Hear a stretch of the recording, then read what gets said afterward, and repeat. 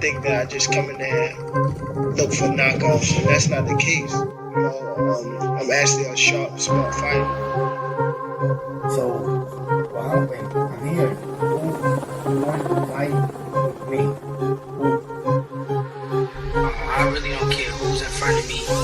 I don't feel like no fighter beat me.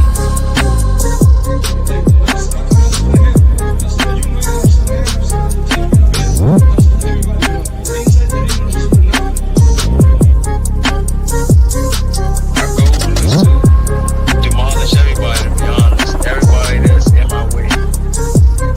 The pinnacle to any weight division is to have all the belts, all of the titles.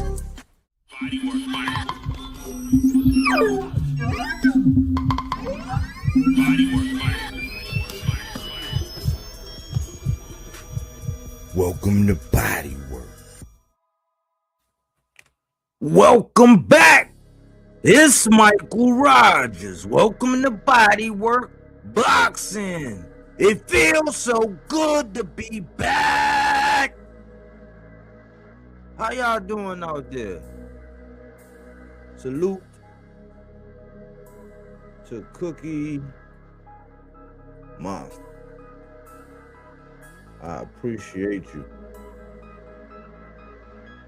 I appreciate you. For real, for real. It's a lot of things going on in the sport of boxing. What up, AC? What's good, bro?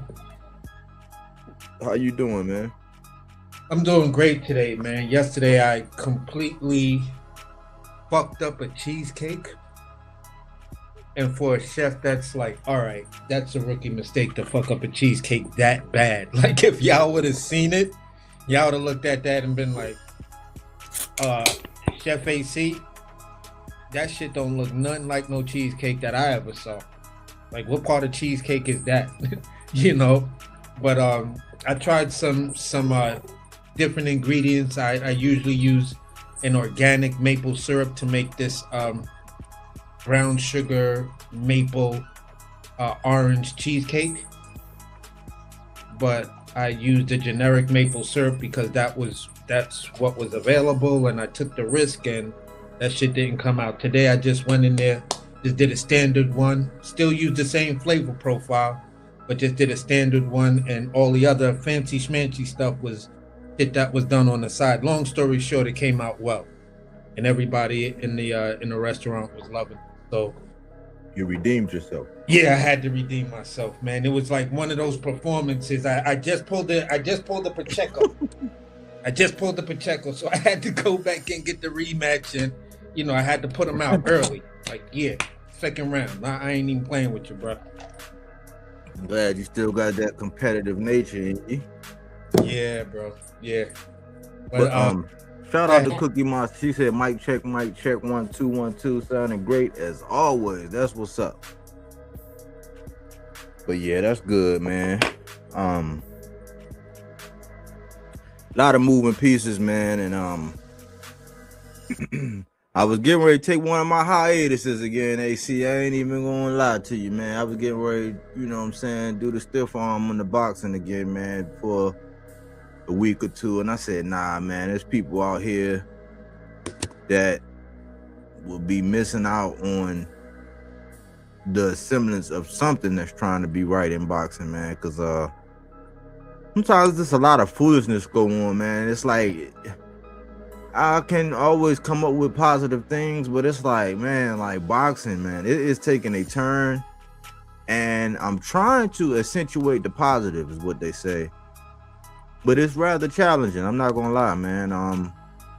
But we gotta put a stake in the ground, and I'm like, man, yeah, it'd be times when stuff be happening, and I don't go live, or I don't put a stake in the ground. It's like, dang, I wish I would have done that. I wish I would have put that on wax. So I said, man, I'm not gonna take a break, man, because normally me skipping a day turn out to me skipping a week, turn out to me saying, you know what, I'm gonna take a break, and when I come back, I'm gonna do this and that and that. So I was like, nah, I ain't even. It's like when you skip a day at the gym, when you skip a workout. Yep. You know what I'm saying? Sometimes It's it's like a good one. thing because you might come back and feel stronger, like you're doing them same reps, and it's like, damn, that was a good 2 days off that I had. I feel a bit stronger. But sometimes it's just like, nah, don't do it. Don't do it because you know yourself. You take that at this time of year, you take that day off, you might not see the gym again until January 1st.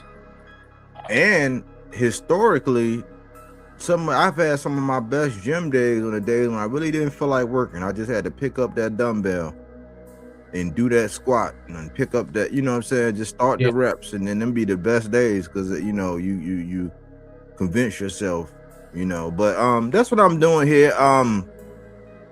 It's a lot going on, man. We chopped it up a bit about it yesterday, last couple days, but I'm gonna get into the housekeeping, man, and we're gonna have a good old cook, man, because I know you got a lot to say about what's going on. You've been just as observant and as appalled as I have. Yeah.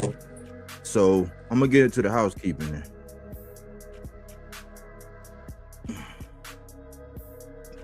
So number one, Fulton's fanboys claim Oshaki ducking Ray Ford now.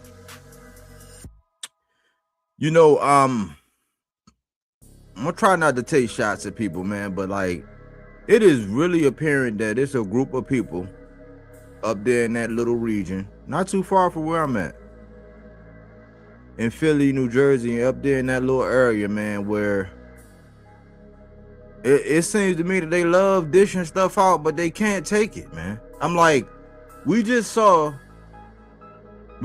just saw Oshaki Foster put on a belt to ass clinic. I mean, he really went out there and he really, like, that's the definition of belt to ass. Like, you know, we saw it. You know what I'm saying? Like, that's what it was. That was certified belt to ass. And the build up, they didn't even give it time. They didn't even give the time.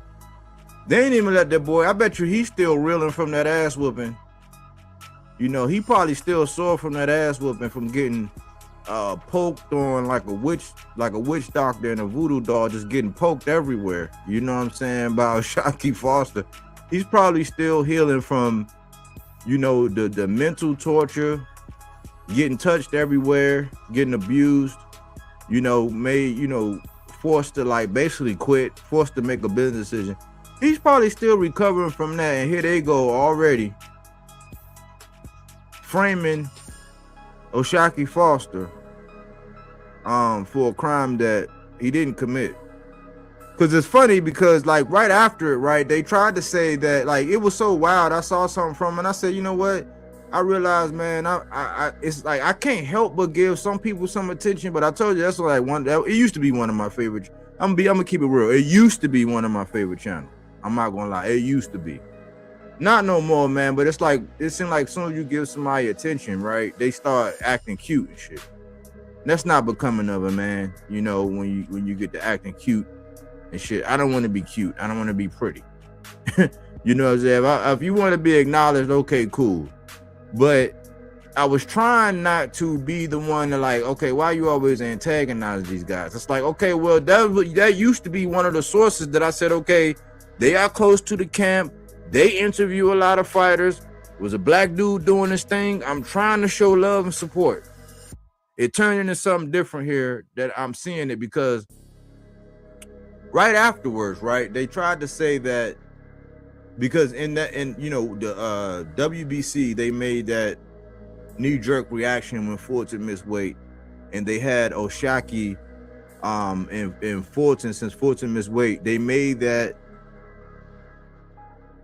I know, CJ. Salute, CJ. Keep your head up, bro. Salute, bro. But they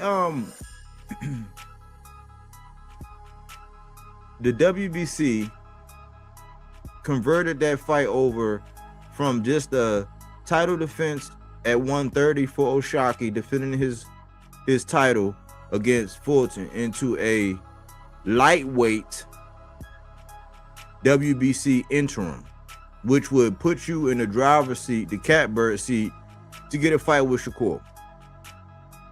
Would have put you right up under Shakur in the ranking. I didn't agree with it because I was like, man, if it was strategically, if Fulton did that weight thing to gain an advantage or whatever and it worked, I was like, man, that would suck. You know, Oshaki would have had to agree to it and all that. Either way, Oshaki was a G. He went ahead and moved forward with the fight. And since he won, I kind of agreed to it because, one, if he was a champion moving up and he was in touch with the WBC and he talked to them, he was going to get a front row seat to that title anyway.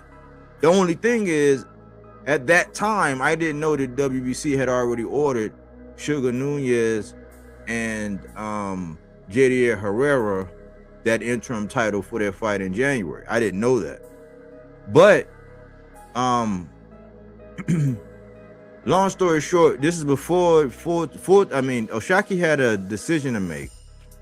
You know, I think they had gave him like 2 weeks. They said he had to decide or whatever. Well, he went on to make his decision, but before he even made his decision, they came out and they said that Shakur wouldn't be ducking or he wouldn't be avoiding Oshaki, basically saying that Oshaki got to go get busy. Basically, he was like, hey, they basically came out and said that well, Shakur was fighting T.O. Oshaki got to go get busy. I'm like, well, if he did what he was supposed to do and he fought, right, we just saw it a couple weeks ago, and they got to fight right around the corner in January. After that, if he just waited his turn, after that, I mean, he would be in the driver's seat to get the fight. But they dismissed Oshaki. But in the same breath said that he had to fight Ray Ford. Now, this is something that's been common knowledge in the boxing world, like for the hardcores who know. Oshaki, he kind of been stepping on the gas when it comes down to trying to fight Shakur here lately. And it all stemmed from Shakur basically, you know, talking sideways. I think Ray Ford was actually trying to get at Oshaki, and Oshaki like, nah, man, I want big bro. You know what I'm saying? Like, not sparring potatoes. Like, I'm a champ. Go, like, you know what I'm saying? Go get busy. Like, go do something, right? You know, you lost your title. You know, basically, go do something. So here recently, I seen something from these guys, and I was like, man, these guys, they love to dish it, but they can't take it. Because Lord forbid you point out some of these facts when it comes down to another phenom. Well, we used to be a phenom. We used to call him a phenom. Lord forbid you start putting out some facts and asking some tough questions about him. You know what I'm saying? It gets a little weird and soft, like them footies with the ball in the back type soft. Like that's how soft they get, you know, when you start doing that. So I said, look, man, I'm gonna fall up off of that, and I'm just gonna salute Oshaki in the behavior that he has, because this is the same behavior that somebody like the talented Mr. David Morrell had when he was chasing Benavidez. Same energy that David Benavidez had when David Benavidez was chasing Canelo. Like, these are the types of things that when you're pursuing somebody, these are the type of activities that you want to see in boxers for the longevity of the sport. Especially in the era where we can just say a name, we can clout chase a name, and all the way up until when we get a title, and then as soon as we get a title, we no longer say that name. And it's okay. It's okay. Not over here Bodywork. You know what I'm saying? Because we gonna dig in that ass like a gerbil. if you do that and we see it and we spot it, because we got to keep that same energy, Errol Spence style. So I found it odd that now they're actually saying that Oshaki is actually ducking Ray Ford. Now, my whole thing is this. Like, I can state a criteria for ducking. Like, I can state even in my housekeeping, right? I'm gonna touch on Usyk and Fabio Wardley. So Fabio Wardley and Joseph Parker fought. Fabio Wardley stops Joseph Parker. He's then next in line for Usyk. So after the fight, they put a mic in his face. He says, Usyk. He calls him out. He stands his place. He lets his known, I want my title shot. Usyk, a couple weeks later, said, you know what? If it was Parker that won, I would have fought him. But I'm not fighting Wardley. Here you go. Drops his belt. That's ducking. That's ducking. That's a criteria. Like you got a belt. I beat the guy in the title eliminator. I stopped the guy. I'm looking like a young, hungry lion. And I gave the analogy. I said, man, Lord forbid they say, all right, Tank, you gotta fight Kid Austin. He's in the spot. They actually mandated. You gotta fight him or drop your belt. Tank drops his belt and say, nope, I want to go fight Kambosos now. They would crucify that man. That's a criteria for ducking. Like, another criteria would be, all right, we've been in talks. I send you a contract. I make an offer. I'm not just lip serving. I'm not just out here, I want to fight Tank. You know what I'm saying? Tank ain't got nothing on me. I'll beat shit down Tank leg. No, I send you an offer. You ignore me. You say, nah, man, I ain't never got nothing. We find out that, yeah, you did get something. Your team say, yeah, we did get something. They did talk to us, man. Like, yeah. Remember I told you, after we got done work, I told you, man, I told you Mike called you out the other day, man. He sent the contract. He said, hey, here you go. Let's get it on. He said he'll take shortbread and everything. He said he just want to whoop your ass in front of everybody, man. It's either way, it's $1 million for both of y'all in the contract, man. Remember I told you, that's a duck. Like it gotta be some kind of criteria for this ducking. Like, I don't go around just saying somebody's ducking just for no reason. Like, it's gotta be some kind of criteria, not just because it's one of your guys. Not just because it's one of your guys. So we gotta stop that, man. Let that man Oshaki, you know what I'm saying, enjoy his victory over your boy. Like, y'all can't even, because it was all Stephen Forte going to do this. I think my young boy going to do this and that. He got his ass spanked. So now y'all trying to send Ray Ford over there. Like, tell Ray to go do something. And I like Ray. I do. But I'm like, man, how y'all just going to sit up there because, okay, so Shakur is not ducking. But now Oshaki is ducking Ray Ford. That don't even sound right. Y'all got to stop that, man. Y'all gotta stop that, man. I think y'all really gotta, like, y'all gotta stop, man. It's getting crazy, man, because the minute somebody says something about some of them cats up there in Philly in that New Jersey area, y'all go hysterical. You know what I'm saying? Stop moving the goalposts, man. Oshaki is not ducking Ray Ford. Now, I would like to see the fight. I'm like, hey, at this point in time, if the money right, cool, but like, I don't even know how much bread Oshaki, I don't care because I don't pocket watch. Never rub up against another man's rhubarb. I got that from the Joker on Batman, Jack Nicholson. That's how I feel about the numbers. Like, I don't give a fuck about another man's numbers. It's like rubbing up against another man's rhubarb. I don't do that. But I'm like, man, what's the incentive? Like, what is that? Like, what do another pelt on the wall? Like, what? I mean, Oshaki is 32 years old. I think Ray Ford is what, 26? It's like he's 6 years ahead in the game, and he already got robbed of a strap. He went back and avenged himself and got his strap back. What did Ray do? And that dude, Matisse, I seen him, he didn't even put belt to ash really on Matisse. He made a business decision and say, I didn't want to get caught with nothing. Wow, you didn't even really corral Matisse. To be honest, like, I was at the fight, I kind of nodded off. I'm gonna be honest. I was at the fight and I nodded off. I got up. I was like, man, hey, man, that shit over, man. This fight over, man. I can't wait till the next one. I'm not even gonna lie to you. But like, y'all gotta knock it off, man. Stop painting these dumbass narratives, man. Especially from people that's in and around the sport. Especially from people who, y'all can't stand when somebody do it to Boots. Y'all can't stand when somebody do it to Fulton. But here y'all go doing it to those Oshaki. Just because what? He spanked Fulton? Y'all didn't even give that man no credit. He came on $1 million worth of game. Pretty much got jumped on there. Even though I rock with Gilly. Gilly funny as hell. Gilly, you know what I'm saying? He did what he was supposed to do. I guess, you know what I'm saying? You representing for your young boy. But he was protecting Shakur. He was protecting Stephen Fulton. Oshaki went in there one man deep. No chink in his armor. He held his own. And basically said, man, I'm going to show you his levels. We ain't heard nothing from Fortune. All he said was, I wasn't myself. No shit, Sherlock.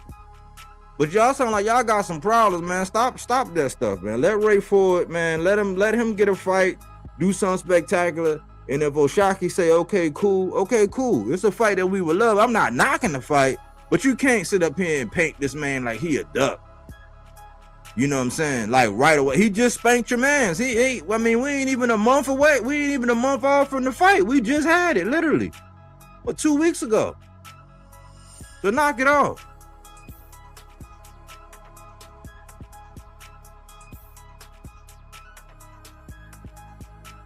Fabio Wardley. I just used him in an example.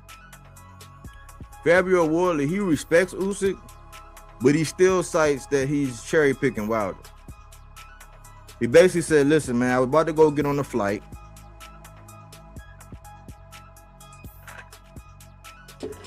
I got a call. At the time when I got the call, I was just in line for a title.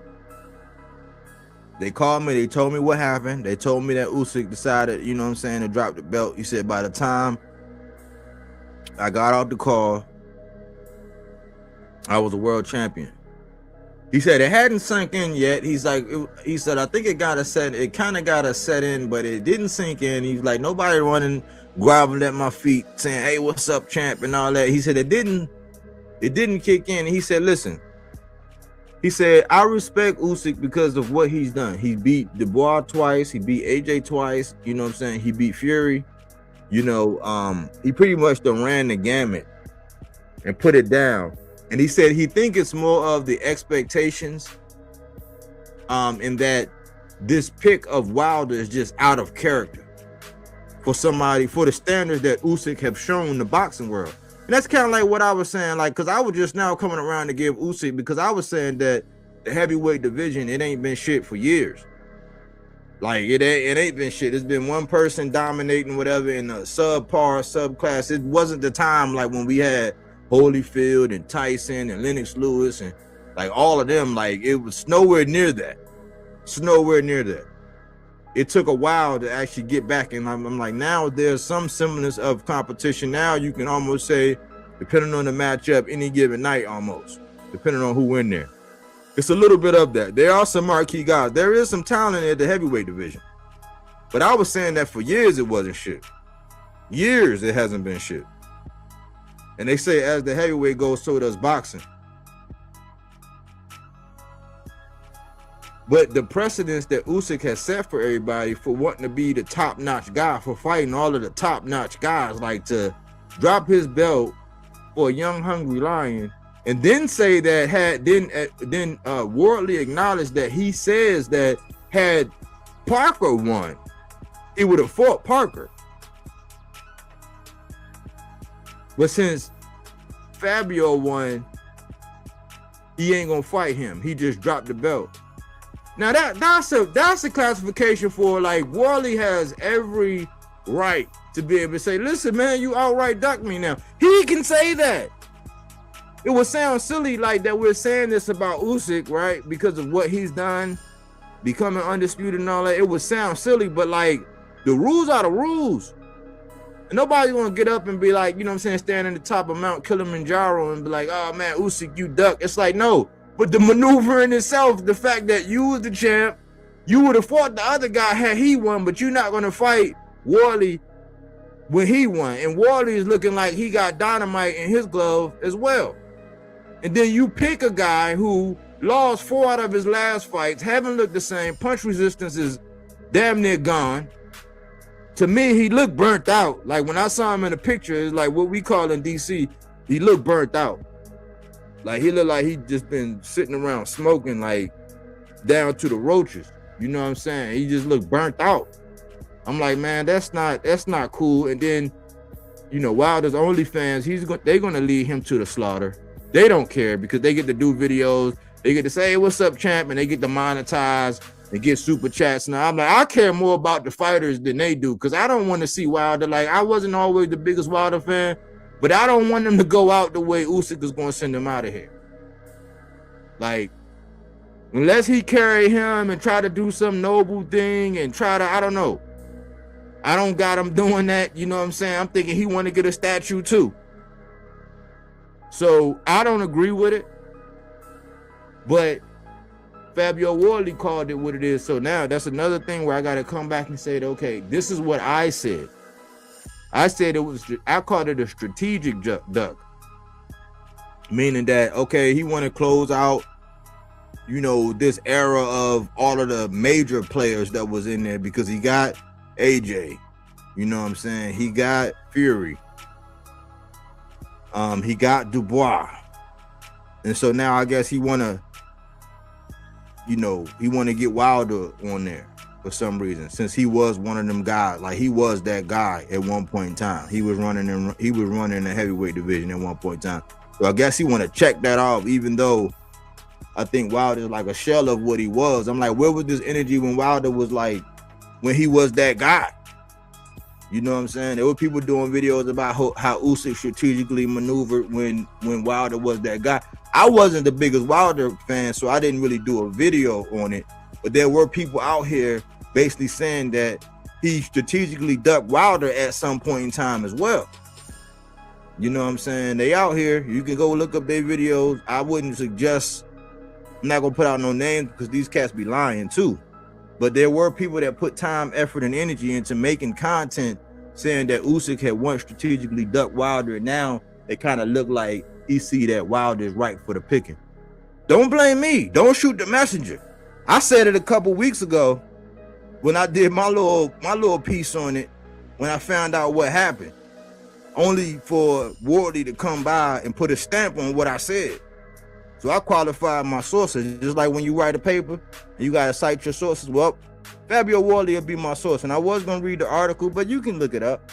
You can go read it. It's a Ring article from Ring Magazine. They kind of cornered the market. You know what I'm saying? So you can go check that out, man. I'm going to save y'all some time. I'm not going to get into that.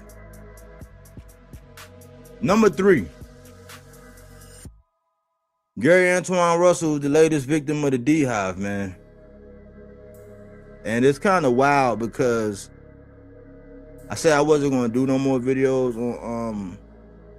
on Devin, you know, in the ways that they actually have it, because they just did some funky shit when it came down to Tank, you know, by way of Bill.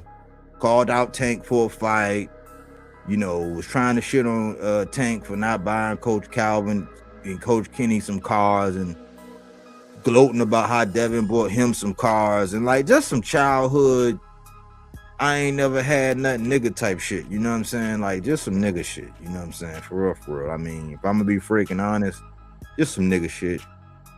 And so I'm kind of used to it, you know what I'm saying? Especially coming from Wild Bill, especially a guy who would call somebody like Bernard Hopkins the Great a cat burglar, you know what I'm saying? But then when Bernard actually invited him into the restroom so they could actually have a conversation, he said, I'm not going to follow you nowhere. You know what I'm saying? So I expect fugazi shit like that from Bill and the D Hive, right? But it's funny because these content creators, right, they be having the privilege of actually being able to sit down with these guys, but I see that they be holding interviews. So this interview was actually done before the Lamont and Pitbull fight. So it had to be more than 2 weeks ago, but they held it and they just released it like 2 days ago. And they asked Gary Antoine about the performance of Devin Haney. He gave his critique of Devin Haney. He said he capitalized on Brian Norman. He said it was a good shot. He demonstrated power. Gave him his kudos for doing that. And he's like, man, after that, the fight was trash. He was like, he pretty much just, you know what I'm saying, shut it down. Play keep away. You know what I'm saying? You get up, you play keep away. That's what he did. That's what he said. But I remember a time when Mr. Gary Russell got pickpocketed by the judges against Mark Maxayo, right? Devin Haney came out, started talking shit about Mr. Gary Russell Jr.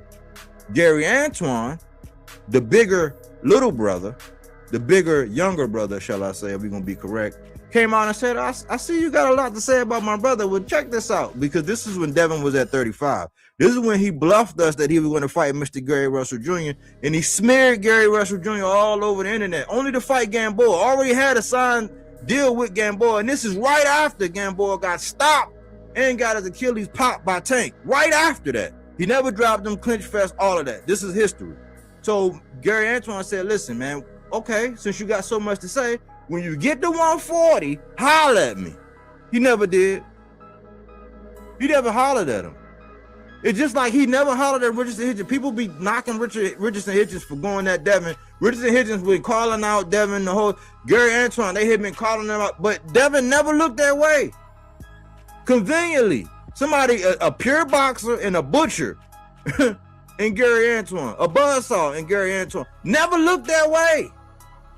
Didn't avenge the strap when Puyo got the strap, when Gary Antoine and Puyo got it, didn't go pick his strap when he went to the restroom and then he came back and somebody was sitting in his seat where normally you would take somebody out and have a duel. He never did that.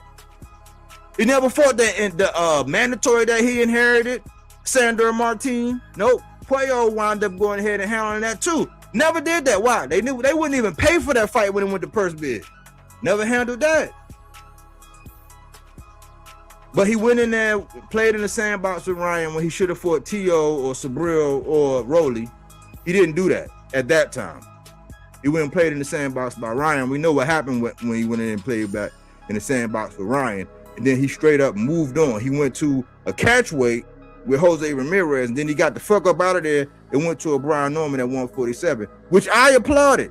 Never would have thought he would have took that. But there was a lot of killers at 140, and since 140 is my division, he never did that. So this is nothing new by Gary Antoine. But yeah, some dumbass dude, and I've seen this dude before, some dude named Town Business, got Gary Antoine all up on there with some damn, with a raccoon and a can. I'm like, okay, so boxers can't just talk shit. So now he gotta be a coon. It's like, how come Devin and them don't feel the same way? How come they don't bring that same energy when it come down to certain boxers? They only bring that kind of energy when it come down to certain boxers. Not all. They'll get real, but like with Tank, they get real brolic and they'll say all kind of, why? Because Tank don't even entertain them. He don't give them the time of day. So they feel like they can say whatever they say. But I noticed that energy be real selective when it comes to certain boxers. Then you got your fans. This is what I always say. Don't have the fans doing your bidding.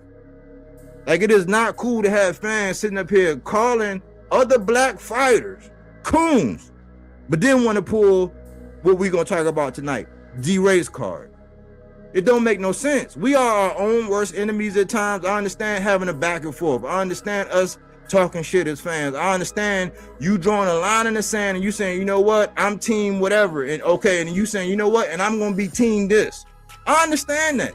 It'd even be a little bit of the East Coast, West Coast. It'd even be some East, down South stuff. It'd even be some Midwest, East Coast. You have all those things in there in some shape, form, or fashion. You even have Puerto Ricans against the Mexicans. You know what I'm saying? You have the green print, the slick black fighter versus the man. You have some of that where some of that's going to go down. Some of that's going to blur the lines of, you know, just being fans and some other shit. Some of it.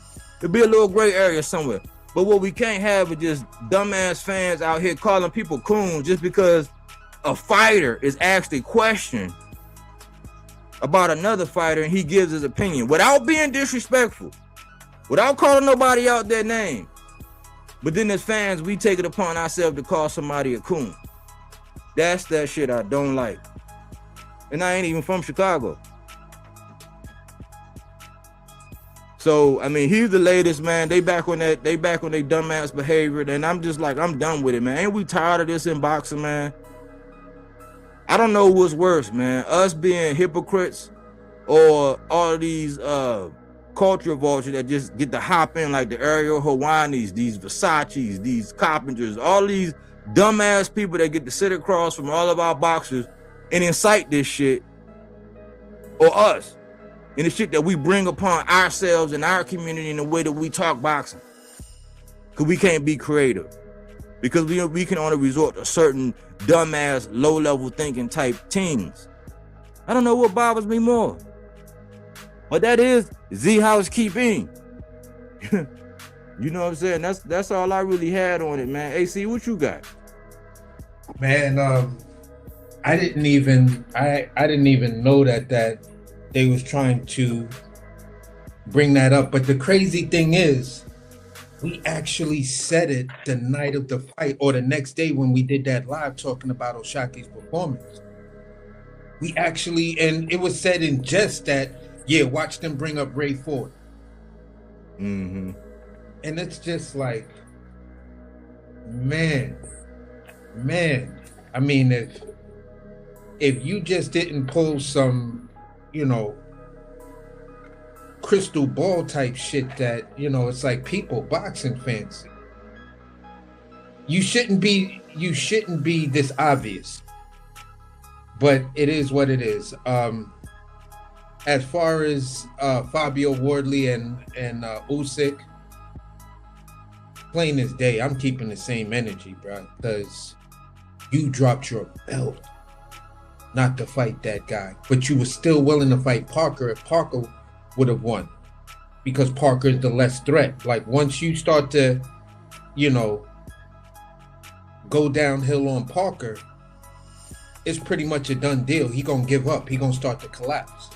But there's that will aspect that you can start going downhill on Wardley, but Wardley's internals say, I still got a chance. All I got to do is just land this shot. And I think that's the biggest threat that Usyk sees. Like, he sees, I can probably beat the guy. Mm-hmm. But with a guy like that, I got to stop him. I could beat you, but I don't know if I could stop you. He knows he could beat and stop Joseph Parker. That's why it was easier to go that way. Wardley right now says, you could probably beat me for a certain amount of time, but if you ain't stopping me, I might win this fight. And so far that record is, he's undisputed in that category. Undefeated and undisputed. So that's like, nah. And to the whole Devin. Bro, at the end of the day, you're at 47. What Bill said and everything like that, like you try to say in interviews where they talking and you say, nah, but I'm at 140 or I'm at 147, whatever. Keep that same energy, man. Keep that same energy. If Gary Russell talking about going up there to fight you, then all right, cool. But just to try to interject his name in there like you want to pull him up, you feel what I'm saying? That might be a recipe of disaster for you. You know, because he's like Wardley to a certain degree. Even if you start going that way on him, there's like no give in him unless there's something physically wrong with him. Other than that, you got to stop him, and you doing what you did to Brian Norman, going on cruise control after the drop. That shit ain't gonna rock with that dude, because they gonna notice it, especially his big brother. His big brother gonna whisper in your ear, look at here, man. That shot he caught you with, he ain't gonna throw that again. Go get this motherfucker. So it's just that simple for me, and people, man, let the man have his at least 15 days of fame. Like, god damn, people. But you know I said there was some crystal ball shit. Like, you know how you said there was some crystal ball shit on my part? Yeah. It was this what it was. I've heard them complain about that when it came down to another guy who just went to 54.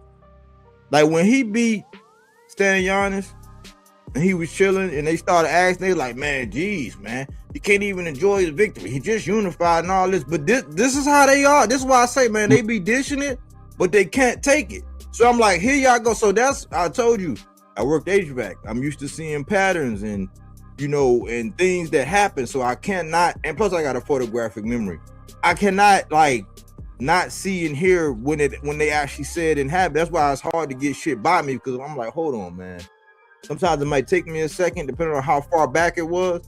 But like I literally heard them when that Stanionis thing happened, and people was asking like, what's next and all this, and they was going over all the different scenarios, and they was saying, listen, man, he can't even enjoy the unification. I mean, like, I'm like, y'all are hypocrites. Like most people online though. I mean, I'm not gonna segregate them like they're doing something out of the blue. But this is how we are, like, this is how it is nowadays, like with most people online. Yeah. You know what I'm saying? So it wasn't really no crystal ball. It's just that I see their behavior, I see how they get down and the things that they do. And they say, do unto others as you would want others to do unto you. But it's like they can dish it, but they can't take it. Yeah. That's just them. And you just look at Raymond Ford's last couple of performances. Like I said before, and I'm going to stay 10 toes down. You're not the same Raymond Ford after Nick Ball got to you. Whatever Nick Ball did to you, you're not the same. So leave O'Shaquie alone, bro. Tell Shakur, stop trying to line you up. That's all that dude doing. You got a zip gun, and this dude got a, you know, he got an AK-47 with the drum. So you can't outshoot this dude. Your feet are too heavy. You wearing steel toe boots, thinking you're gonna creep up on somebody. It's not gonna happen. That man just showed his levels. He went through some adversity, got robbed in a fight, and then came back, got his strap back, and then went on an impressive run. You are not doing anything like that, Raymond Ford. Leave that man alone. Tell Shakur, I got to run my own race. I'm down at 130. You know what I'm saying?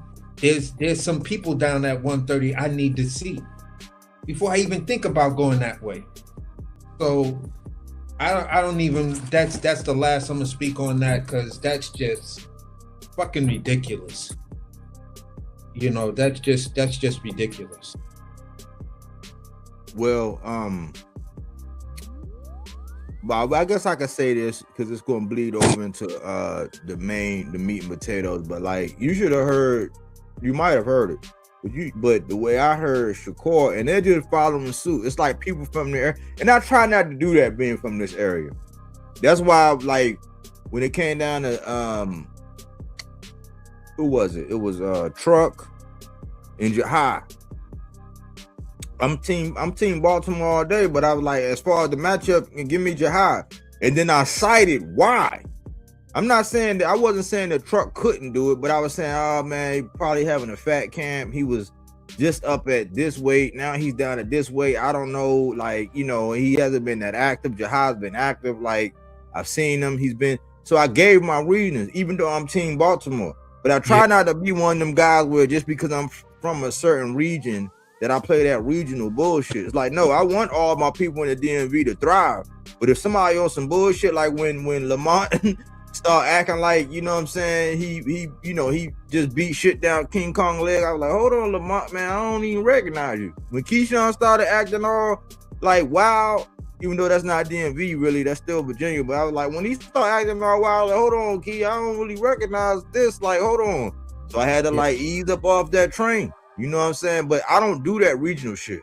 So I can only guess that them cats up there in Philly and New Jersey, they kind of trying to stay to where they kind of control the narrative, but it sounds real dumb when people can catch you up like that. I can catch you up because I heard Shakur say that anybody in the boxing world pretty much knew what was going to happen, because you got to think about it. Fulton is a little dude, and he was like, you got a 122 pounder moving up, and he's fighting a guy that's really a lightweight, sucking down to 130. So everybody in the boxing world already knew what was going to happen. So I don't really, because he said he belt like 12K on that fight. I'm like, Yeah. but like, dude, like you bigger than Tia. You're bigger than Tia Fimo, and like, but you keep saying you're a 35-pound. Like, that's why I say, man, like when they say ding ding ding, that's when I'm a fan of Shakur. But that shit he be saying, like a lot of the shit we gonna get into tonight, I don't get it. I don't get it, man. Them cats be trying to stay on code, and you can only stay on code. The only way you can really stay on code is just hope that most of these dudes get a bunch of money, that they don't get brain damage, and they get to go home to their family. That's about the only on code you really can do. Other than that, you gotta be subjective with what's going on at the time and evaluate the circumstances. You can't just like blindly be on code. It's like the dumbest shit in the world, because if you want to have a real conversation, people gonna pick your shit apart. Yeah, and that on code shit is I'm just not with that at all. And yeah, I'm just not with it at all. I'm just gonna leave that alone. You know, I'm just gonna honeybee. Well, let's get down to it, because that leads us right into it. Like, I see that a lot of people are trying to be on code, and so all I could think about was the movie Ants. Yeah. And it was a scripture. But I'm thinking about ants in like the pun of being small-minded, and how all of a sudden, out of the blue, it's creeping up and it's tapping us all on the shoulder, because Shakur fans don't know how to promote this fight. So they're going back to the proverbial race card, because the fight is not getting any real traction. It's not really buzzing. I think they had to have like 3 or 4 announcements that the fight was really on, and people kept saying, is it on? I don't know, because they haven't had any. And now they're talking about how they don't have no sponsors. Tim Bradley, with his hating dumbass, came out, started shitting on the fight, saying that they need Starbucks to sponsor the fight and all this, so that people could stay up and all this. I'm like, I don't understand what your goal is, dude. You say you got money, you in the Hall of Fame, you can talk, whatever. Like, I don't understand what his goal is. And Shakur's supposed to be your guy. One day he is, one day he the best thing since sliced bread. The next day you shitting on his fight. They don't know how to promote Shakur. Shakur has a dry ass personality for the most part. He has a little bit of social awkwardness as well. Tio has had his ups and downs and all that. They don't know how to promote it, so they keep bringing up this little thing about how basically, if you cite what Ariel Hawani, he asked about it. He asked about Teofimo Lopez and him, and you know, some of the racial things he had said. And Shakur's literally said, yeah, I'm going to have to basically discipline him for that. But that part was kind of a contradiction to me, because you're saying you have to discipline him for that, but you also was saying, I grew up with this dude. He's no racist. Right. That's what I'm saying. That's why I say they don't know how. And I'm like, y'all got to stop this. Because I see another dude, he's trying to get this traction. This dude don't never really have nothing to say. He laughs about 85% of the time in his videos. And because I be having to try to spot. It's just like anything. When you have an infestation, you got to see where the bullshit is coming from. And you got to treat the nest. Like, you got to try to get to the nest, light it on fire, or treat it in somehow, and nip it in the bud, or see where these sentiments are. And he's basically saying, he's calling T.O. a bigot, a racist, all this and I'm like, hold on, man. Back when Sean Zattel and Timothy Bradley was coming out, and they was basically saying, nah, it ain't like that, T.O. ain't like that, and I was saying, nah, man, it's just getting like, no, it's racially insensitive. Like, you can't just keep saying stuff like that. Like, you gotta. Everybody would say, oh no, you overreacting. So when I was on it, when I was on it and saying, nah, we gotta nip this in the bud, like this shit is not cute. Like, you know what I'm saying? They were saying, oh man, you overreacting, it's this boxing, it's a way to promote, you know, this and this and that. They told me to relax. So now, when they have this fight, now everybody want to take this hard stance up against T.O. When they would use it, they used it in a sense. Because before they wanted T.O. to fight Boost, they wanted T.O. to fight Devin. I didn't hear nothing about all this races. They would say, oh no, you duck, like as if they really wanted T.O. to fight Devin. And they was pointing out how much money he turned down and all this. And I'm like, so you got to make up your mind. You can't just conveniently. And I know there's a certain group of people. They love to do this when certain fighters come up. They love to pull out this race card. I'm like, it's the dumbest shit in the world to me when y'all start pulling out. Because for one, Shakur keeps saying, or Shakur said that Floyd told him that he should be the A side. I don't even know what, like, I don't even get what the fuck. Like, you should be the A side? Like, I don't get that. Like, what relevance is that right now? Like, if you was making an offer, taking home the lion's share of the money, all of that, like, okay, cool. But the fight is made. It's booked. It's on its way. But you say you reached out to this man. Like, you basically saying, like, Shakur's in the interview basically saying, I made this happen.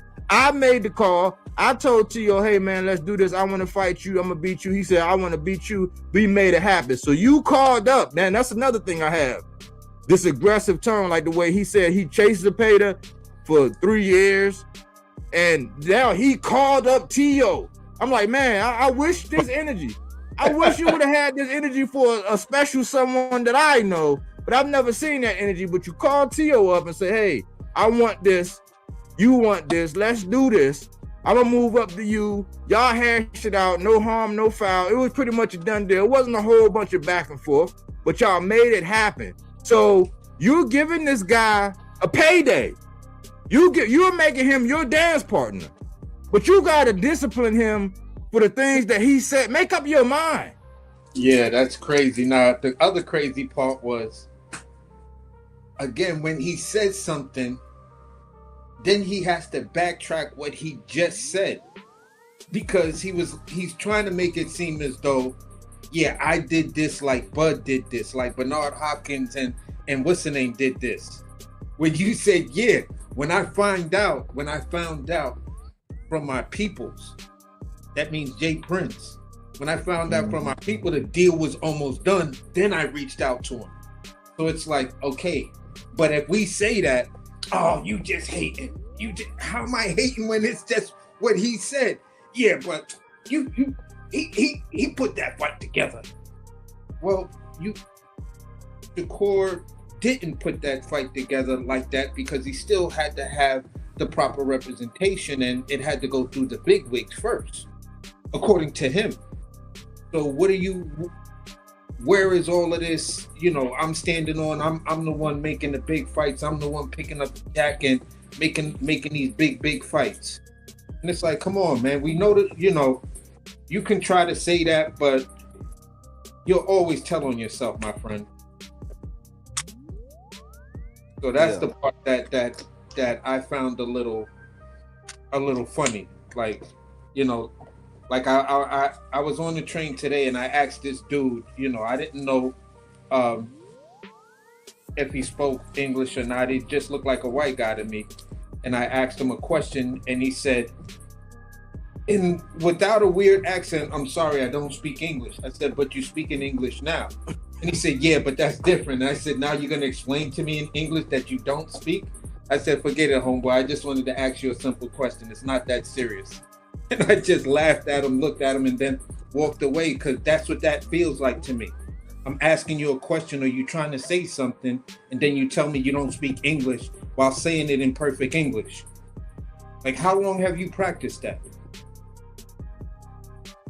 So I just find it kind of strange that, you know. Nah, that's different. Yeah. Hold on. So you do it. So hold on. You gonna break that down? He probably just shook his head and just got quiet on you and shit. No, he just tried to laugh it off because he knew I caught him out there, and maybe he never expected anyone to just come at him and just simply tell him, but you just spoke to me English. No, that's different. But now you're gonna explain this shit to me in English? Like, go ahead, man. It's not that serious, bro. Have a nice day. So hold on, let me read what Thomas Hill say, because he be on it too. No backtracking. Steven Espinosa exposed Kerr and his knowledge of fights on that Sway interview.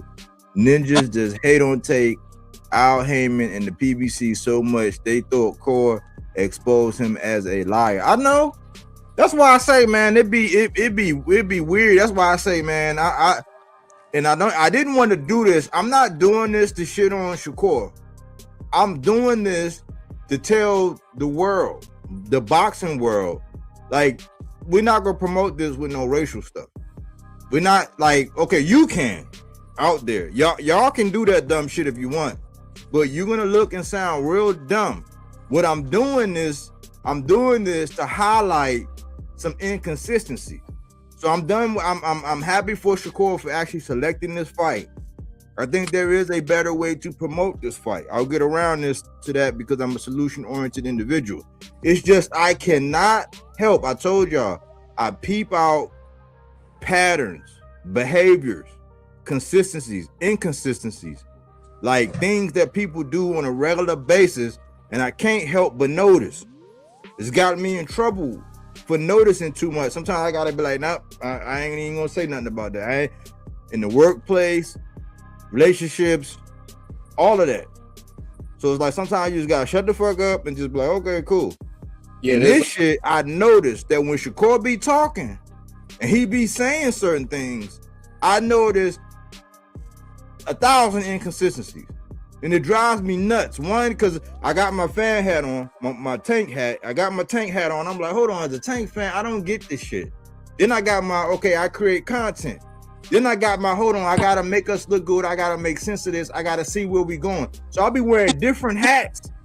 And like for every one of my hats, I peep in inconsistency in what Shakur be saying. And I try not to make it seem like since I'm a Tank fan, everything that Devin do, everything that Shakur do, I'm anti, because that's not the case. Because I went to bat for Shakur when it came down to him and Devin. I went to bat for him when the LDBC was trying to shit on him because he came out and said he was half Puerto Rican. I went to bat for him when a whole bunch of cases I went to bat for him. And it got to a point in time where like, hold on, man, I'm going to bat for this dude and trying to put a stake in the ground for this dude, but like, I got questions. What do you say? Also, there's no backtracking for speaking against his talking points that he used to devalue Tank about phone calls to make fights, making fights, and avoiding fights and rehydration. They just hate Tank and BBC. Yeah, like that's another one. Let me see. He asking for the rehydrations, hard body. They all that go against the BBC also low key and unbeknownst to them go against themselves. A whole lot of them. Yeah, I mean that was the biggest one. It's like, hold on, so you reached out. I'm like, hold on. You got on the horn. Where was this aggressiveness? I said the same thing when it came down to the Zepeda, when he was talking about he been chasing Zepeda. I said, hold on, man. This shit don't even sound right. So you got a champion chasing a mandatory for 3 years. Go figure. You saying that that's been the fight I want, but then you were saying you and Joe Cordina had been going back and forth, and you was like, but that was an inconsistency because you was gonna be pulling up Joe Cordina off of a knockout loss to Kakasi. At that point in time, I picked that shit apart. Then this whole thing about, like, even when they asked, I like the fact that he put a hard stop on the Tank talk because he don't give nobody, but then he just said, I'm not talking about that dude. But it's like, you don't be having that same energy to make that fight happen. And we never get the full skinny on what happened when his peoples got in contact, when his peoples got in contact with your peoples and y'all knew what was going on. And then you try to play it off because people be trying to shit on Tank, and Tank was the one that they chose at that time to be over there talking to the young folks at the Olympics. Not Shakur, but Tank ain't shit. I digress from that. But like, where was the energy at to make that happen? It wasn't the same. There's never been the same level of energy, the fervor and zeal to make a fight happen with Tank that you have with these last couple guys. Even with the Conor Ben shit. Like letting it be known that that's a fight you want, and then you come on and say, nope, you want the same stipulation. And then this whole thing, because now they saying, I've seen with people, and I know how they do this, like, because when you do a video, you could pin a comment to where it's like, even if somebody see it, that's gonna be the comment that stays up there top. You can pin it so people can see that, but they have it pinned to where it's like he's outdoing Tank in every single way. When Tank went up to 140, he cherry picked the least favorite champion. Like, I'm like, man, people be saying T.O. is the weakest link. I mean, he might be the most, he's the most accomplished. I pointed that out. But as far as style and matchup and like easier or harder to beat, people think that it's the same thing because you're not picking like the one who everybody think will beat shit down your leg or give you the most problems. You're picking a guy that you believe you can beat and a guy that you had multiple sessions in sparring, so you know the guy already. Your typical behavior. But everybody's giving you all of the praise in the world. I'm just happy you fighting in the weight class that you should be, because I think you should be 140. But I don't get it. It's just a double standard. It's all these inconsistencies in these interviews. And I'm just like, man, I just really want to be a fan. But I'm like, I don't want us to get off into this racial thing that we're doing. Because it's not just him. It's like, it's starting to like really peek his head out. It's like, okay, well, why didn't y'all just blackball T.O.? Like, why didn't y'all just make it to where nobody was going to give him a fight? How come it's a different standard? Like, was y'all talking this racial stuff? Because if you think Shakur or Devin was the one that y'all going to go send to beat shit down T.O. leg or make him pay for the racial undertones and the things and the games he was playing, neither one of them guys are the guys to do it. Now, here's what I have to say about a lot of it, because some of the content creators are not going to like what I'm saying. Many of the fans are not going to like what I'm saying. And it comes down to this. Black fans are mad at Latino fans because Latino fans support their fighter. And because they support their fighter to the way they support him, it's good for that fighter's business. That means that fighter gets to get shots because he's bringing a fan base. He's bringing numbers with him. When it comes down, if someone had to read the internet and we're talking about black fighters, look at what's going on with Hitchens right now. Y'all trying to take him down. So this way he won't get those opportunities. You fans do it consistently all the time. You can point out a fighter's flaws. You know what I'm saying? You can point out the fighter's flaw and be critical because Latin fighters do the same thing. Although when it comes down to the fight, the people who are collecting the data know where these pockets come from, or where these heavy Latin support comes from for a particular fighter. This is why Cruz gets every opportunity he gets. This is why Ryan gets every opportunity he gets. Yep. Because they're bringing a fan base with them. Now, here we are. We've got Devin Haney. We've got Shakur Stevenson. We've got Tank Davis. We've got Richardson Hitchens. You know what I'm saying? We got these four young fighters. Why do they not have the same push amongst their fan base that a Pitbull Cruz has? That win or lose, I still fucks with you. All you got to do is show up and show out. It's the fight game. So from that perspective, that's why I look at it. And then black fans get on social media and start talking about, well, you know, it's what they do for them other people. You got to have the complexion for the whatever. Whether you realize it or not, that is a racial undertone statement. That has a racial undertone to it because you're chastising someone else for what you're not doing. And you're making them seem wrong for the shit you're not doing. And the content creators, some of these content creators get out here, and that's the whole crux of their channels, is to always find that little racial thing and then highlight that. And then you wonder why black fighters are not getting the same type of push. Why does it take a guy like Terrence Crawford to get where he's at. Errol Spence had them both. He had the Latin fans and the black fans. Tank Davis has them both. He has black fans and Latin fans and white fans and everybody else.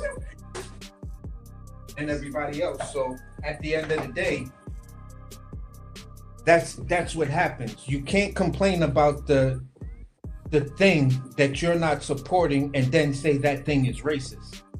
That's the crazy shit for me. And when it comes down to it, over my life of watching this sport of boxing, we've heard many black fighters say some real racial shit.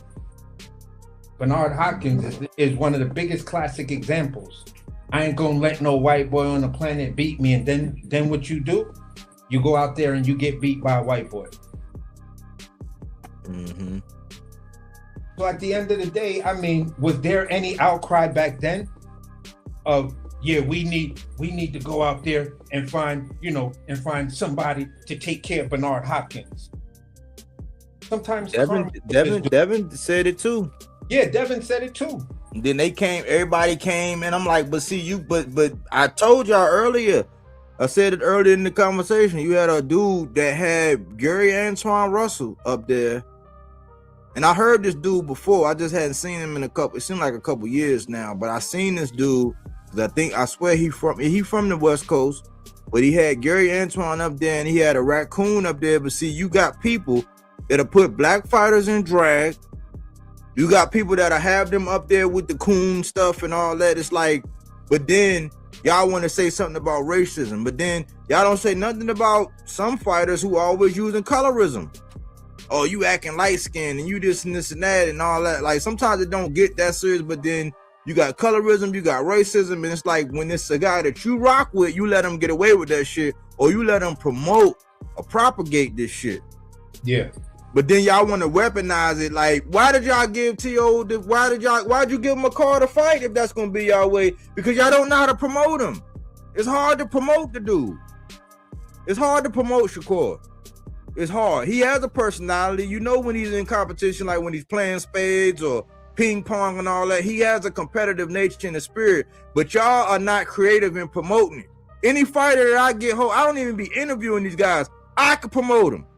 I found a way to, Sabril didn't even speak English. I promoted for Sabril for a couple, like it felt like a couple years. Getting thousands of views. Shakur is hard to promote. It's just like I was saying in the interview. He's always like being reactive. Like he's like a counter puncher in the interview. He never seizes the moment of his interview of his promotion. Like in his press conference, he don't seize the moment and get across whatever message he want. As wonky and as weird as it be, as far as T.O., he still does it. Like T.O. carried that whole Times Square card when everybody else was being dry. Rolly was acting weird. Ryan was being quiet than usual. Devin, if Bill ain't talking, Devin is like, what's interesting about Devin? Nothing. I'd rather watch paint dry. It's nothing. It's just, yeah, no, and yeah, no, and no, yeah, no. It's like, man, But Shakur the same way. He don't ever grab his moment by the seat of his pants and own the moment. To where people's like, damn, I wish I would have heard more from Shakur. I wish he had a direction. I wish he got around with some people that told him how to go into the interview, how to have some swag or something that they can go by, how to like sell yourself without selling yourself. He don't have that. T.O. does it. But why'd y'all give him the opportunity if y'all just gonna use, because y'all don't know how to promote? Y'all gonna run into these dumbass creators who gonna have y'all doing this because it's like y'all don't want to give Richardson Hitchens no credit. Y'all want to shit on everything he do. Oh my right? God. Y'all don't want to give him no shine. Y'all want to weaponize Gary Antoine because I asked this question and it's so crazy. Remember when I said, AC, remember that other day when I said, man, they only weaponize Gary Antoine? When do you see interviews or videos about Gary Antoine? Remember that? Yeah. I've seen like 4 or 5 of them since then.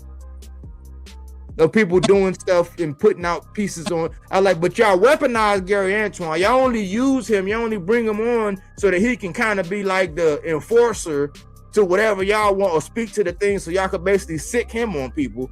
Y'all won't give Richardson Hitchens, even though he's a champion who got it out the mud the hard way. Y'all won't give him no shine. It's like y'all want to pick and choose who y'all want to be the centerpiece and what standards are what, because y'all not cooking Shakur about none of these double standards he be saying.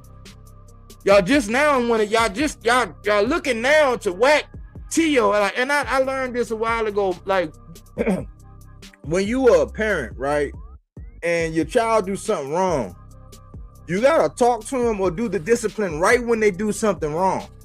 Yeah. Because if you wait, they won't know. Like if they do something right and you don't discipline them, and then you wait 3 hours, then you want to discipline them, they're gonna be like, oh shit, they're gonna be petrified. You're gonna scare the shit out of them. Why? Because they're not even gonna know why. It's just like when you're training an animal. If you don't discipline them right then and there when they do whatever it is they wasn't supposed to do, you can't wait and then do it. That's what y'all trying to do with this Tio shit. Y'all let it go and y'all use it to y'all advantage when y'all wanted to get the likes, the clicks, and the views. Y'all didn't do what we needed to do. And when it was time to be on code and we would say, "Lo, listen, we gonna put a hard stop on this shit. Y'all gonna stop. You gonna stop playing with our emotions." You didn't do it. We let bygones be bygones. I was made to look like I was pressing the gas and I was doing something I shouldn't be doing by putting my foot on his neck. So then when I say, you know what, I'm gonna keep it boxing. I'm gonna let it go because I don't want to be the one.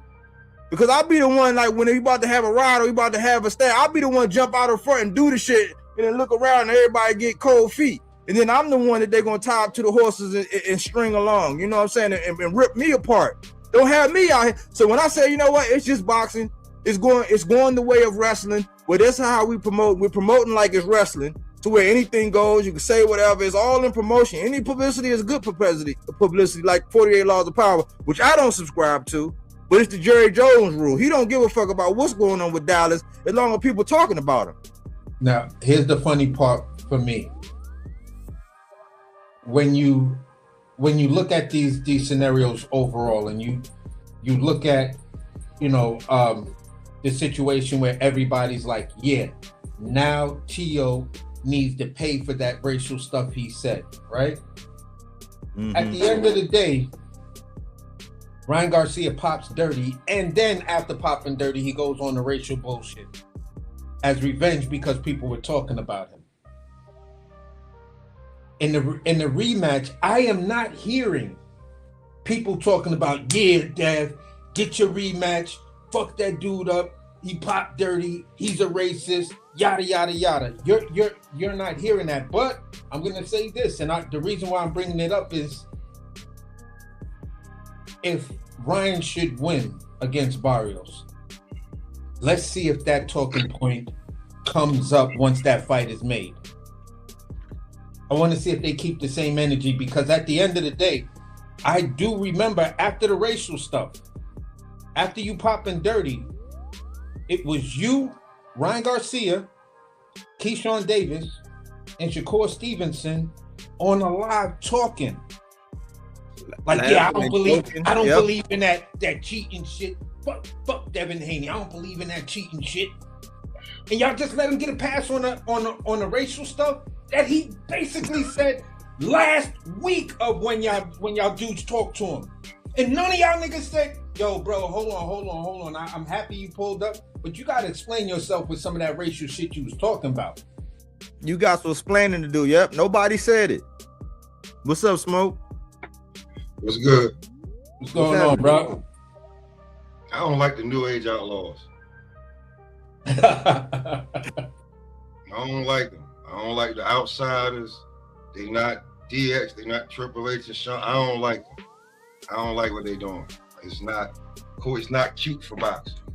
So I don't like it. And Keyshawn, I'm gonna keep saying this until he change my mind.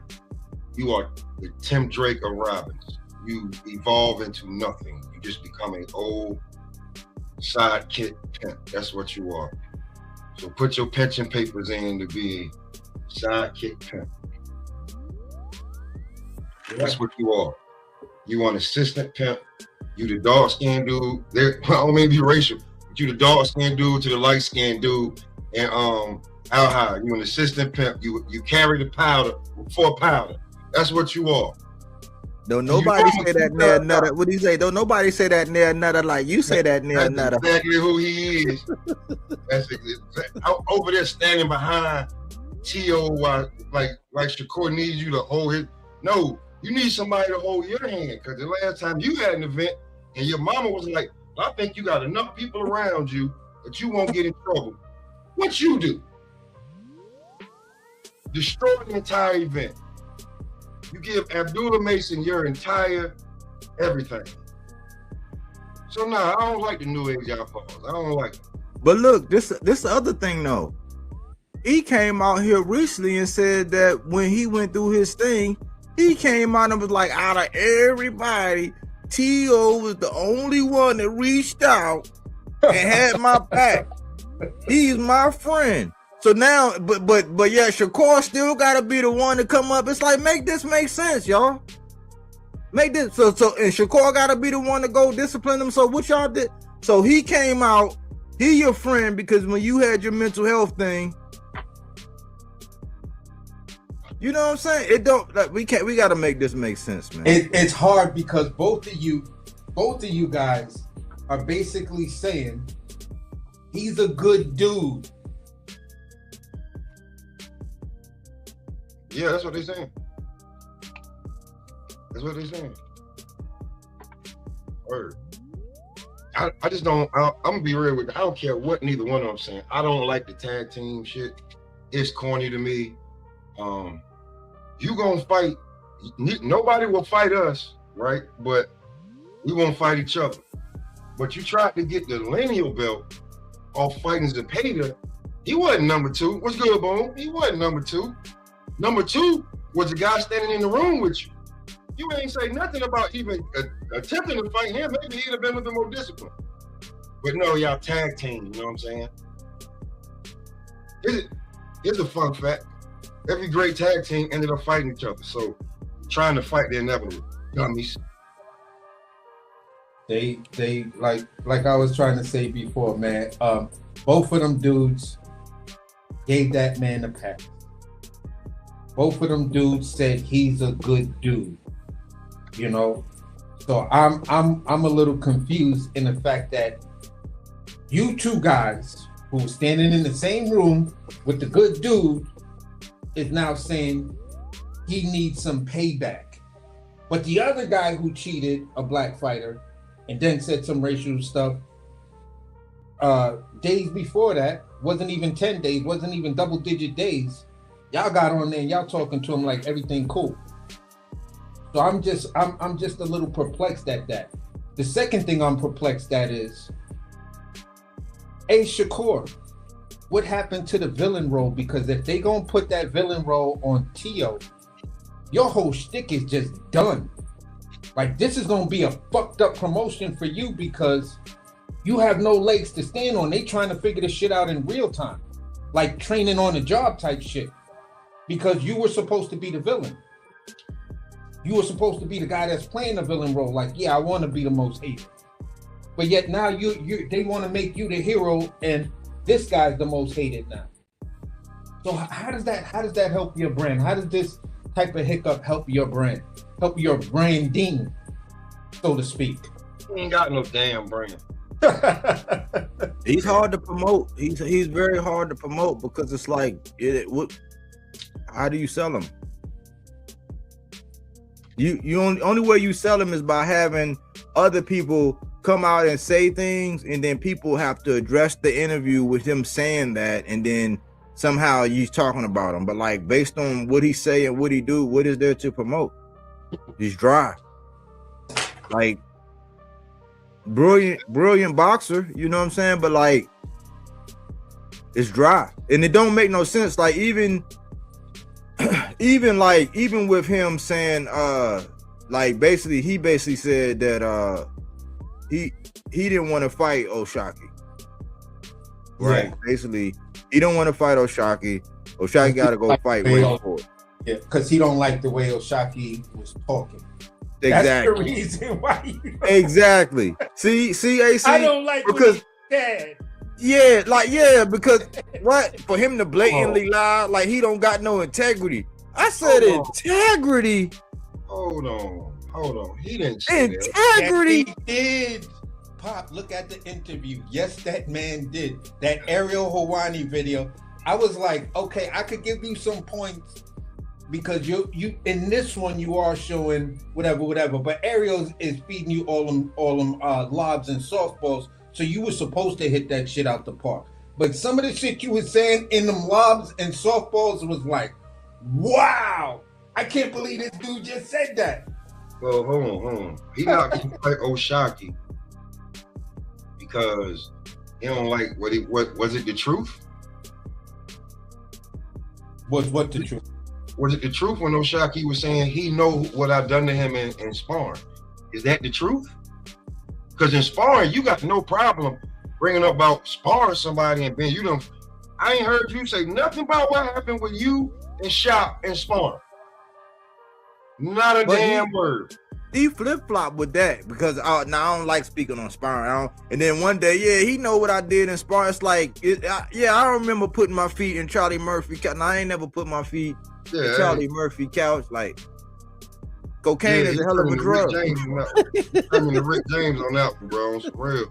Rick James, like, did you put your feet in this couch or not, nigga? Yeah. And then he doing what and then you went sideways on that man and you start talking about the blunt and some other shit. Like, you talk about integrity? Integrity? Well, so here's the thing. So if you're trying to tell Shaq to put the blunt down, did he have to put it down when he was tap dancing on your damn face?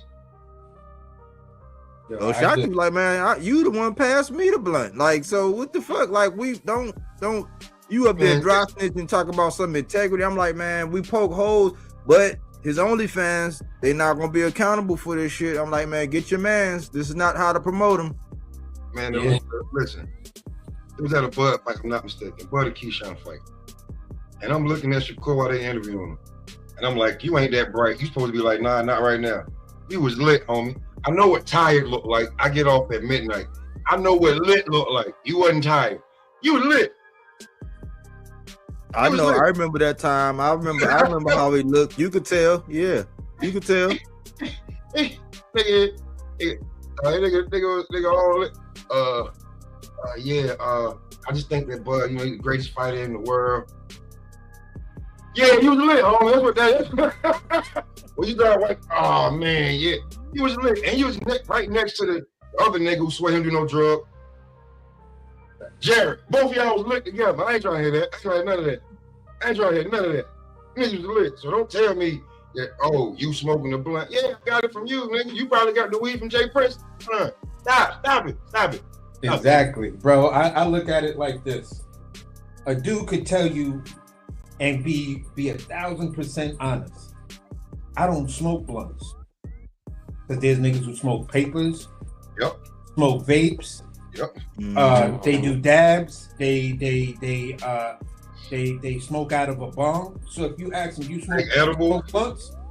If you ask me, do I smoke blunts? I'm gonna tell you no. Joints?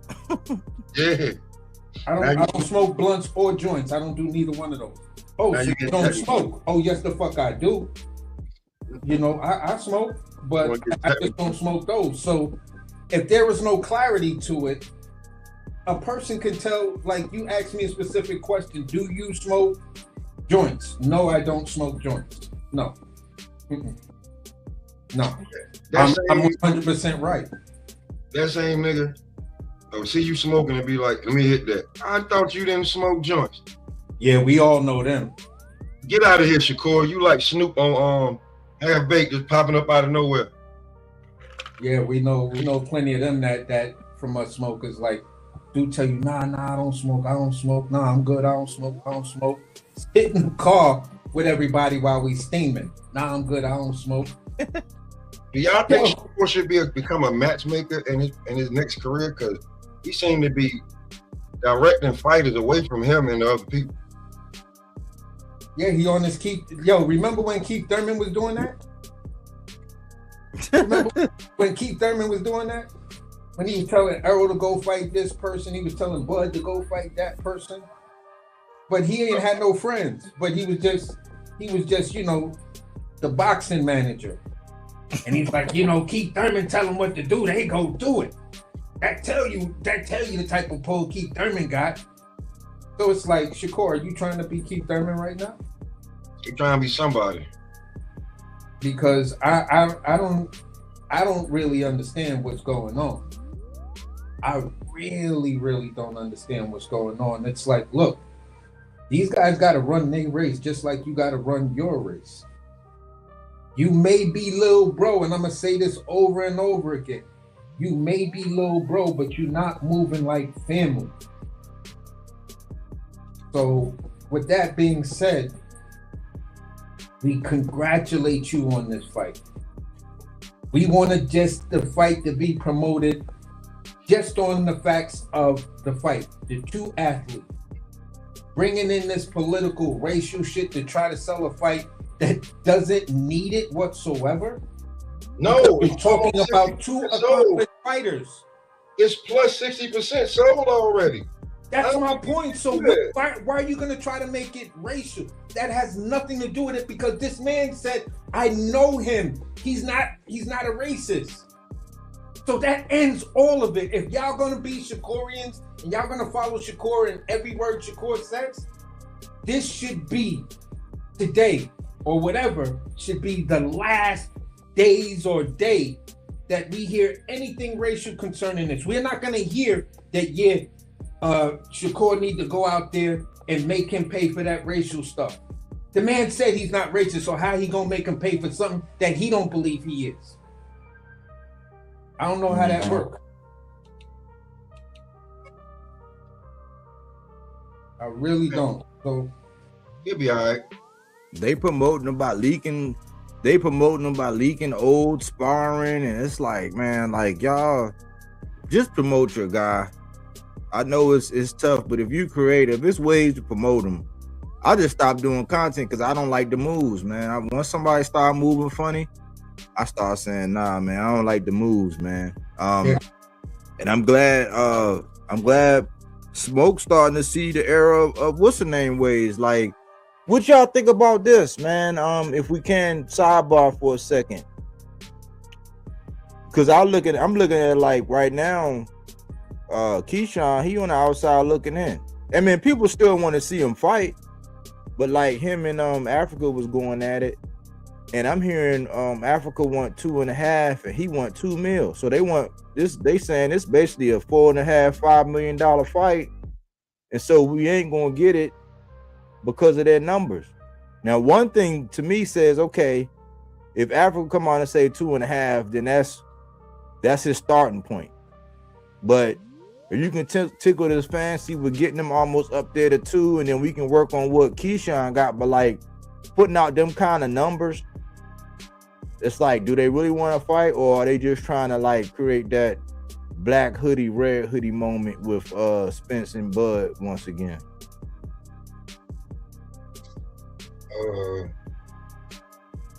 I don't know. Maybe they'll fight if Shakur say so. They'll bring their numbers.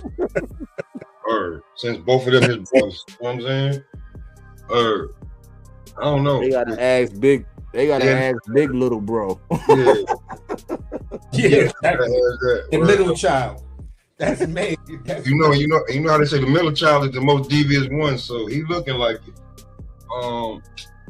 Man, Keyshawn just like he caught a little pass, and he come back. And we see you, and you like, yo, bro, you look as a knucklehead as you did when you left. You the one who came out and said you revamped and changed your whole team. You said that. Then when Bomac sends a statement out through Jamel Herring, then you want to be like, oh, I ain't. Which one is it, bro? So what happened? What'd he say? He said he changed his whole team since last time, because wasn't nobody reaching out to him, this, that, and the third. And I'm saying to myself, if you and Shakur from the trenches, then you should know when you're moving a certain way and one of y'all ain't right, you gotta fall back for the cause of the team. But maybe you don't know nothing about that because you never been through no real trenches. No, but what Jamel Herring say? Well, Bomac texted him. It's on Jamel's podcast. He texted him and said, I'm not gonna comment on the young man to keep it integrity.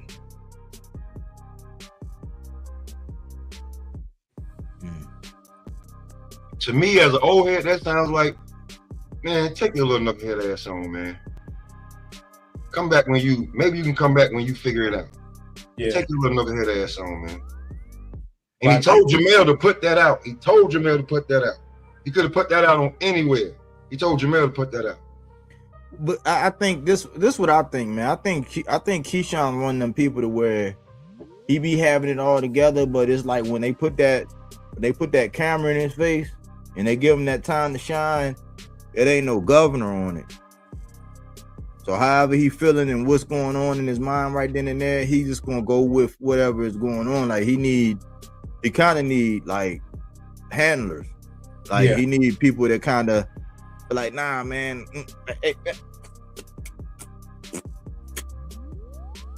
You know what I'm saying? Like maybe he need to start back smoking weed. He wasn't as stupid. Jesus Christ. Yeah, he was not this stupid when he was smoking weed, bro. You can be like, man, I was a cool little dude. I don't see the 730. Take that supplement away. You see that 730 all over. He wasn't getting everybody's face. He wasn't bump niggas. He wasn't headbutt niggas. All right, bro. Maybe you do need some sativa every now and then. You know what I'm saying? Maybe you do, because you be tripping. Because sometimes that'll just make you think twice.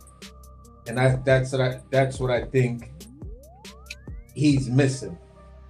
In the hood, we know several types of personalities. There's the think twice personality. There's the guy that just, I don't fuck with none of that. I just go to work, come home, yada, yada, yada. And then there's the fuck it guy. No matter what happens, he's like, what happened? Who, him? Fuck it, watch me. You know what I'm saying?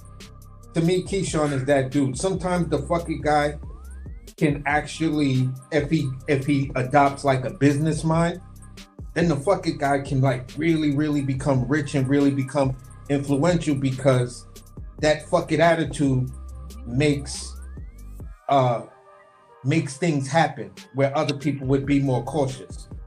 But sometimes, depending on where you at and what you're trying to do, that attitude will most likely work against you. You got to be a dolo type person and be that individual to whereas, everything you're doing may start out in a lab or your home or in an office or in a garage or something like that. Then you bring it out. But you can't be amongst the crowd and have that fucking attitude, because everybody gonna look at you like, this dude ain't got no filters. Like, bro, what's wrong with you? What do you mean? I'm on my fucking shit. Yeah, but you just need to calm down. Why the fuck do I need to calm down? Y'all niggas is scared. I'm not. And that's where it will turn people off, because his fucking attitude is just like, you know what? I'm doing what I'm doing. You scary ass niggas, y'all do what y'all doing. Sometimes, go ahead. I look at it like, man, you might gotta treat him like them dudes that be all right until they relapse and shit. Like you be doing all right and it be like then you gotta check on them and be like, man, you on that shit again? Like, what you been doing? Like, because he be doing fine, man.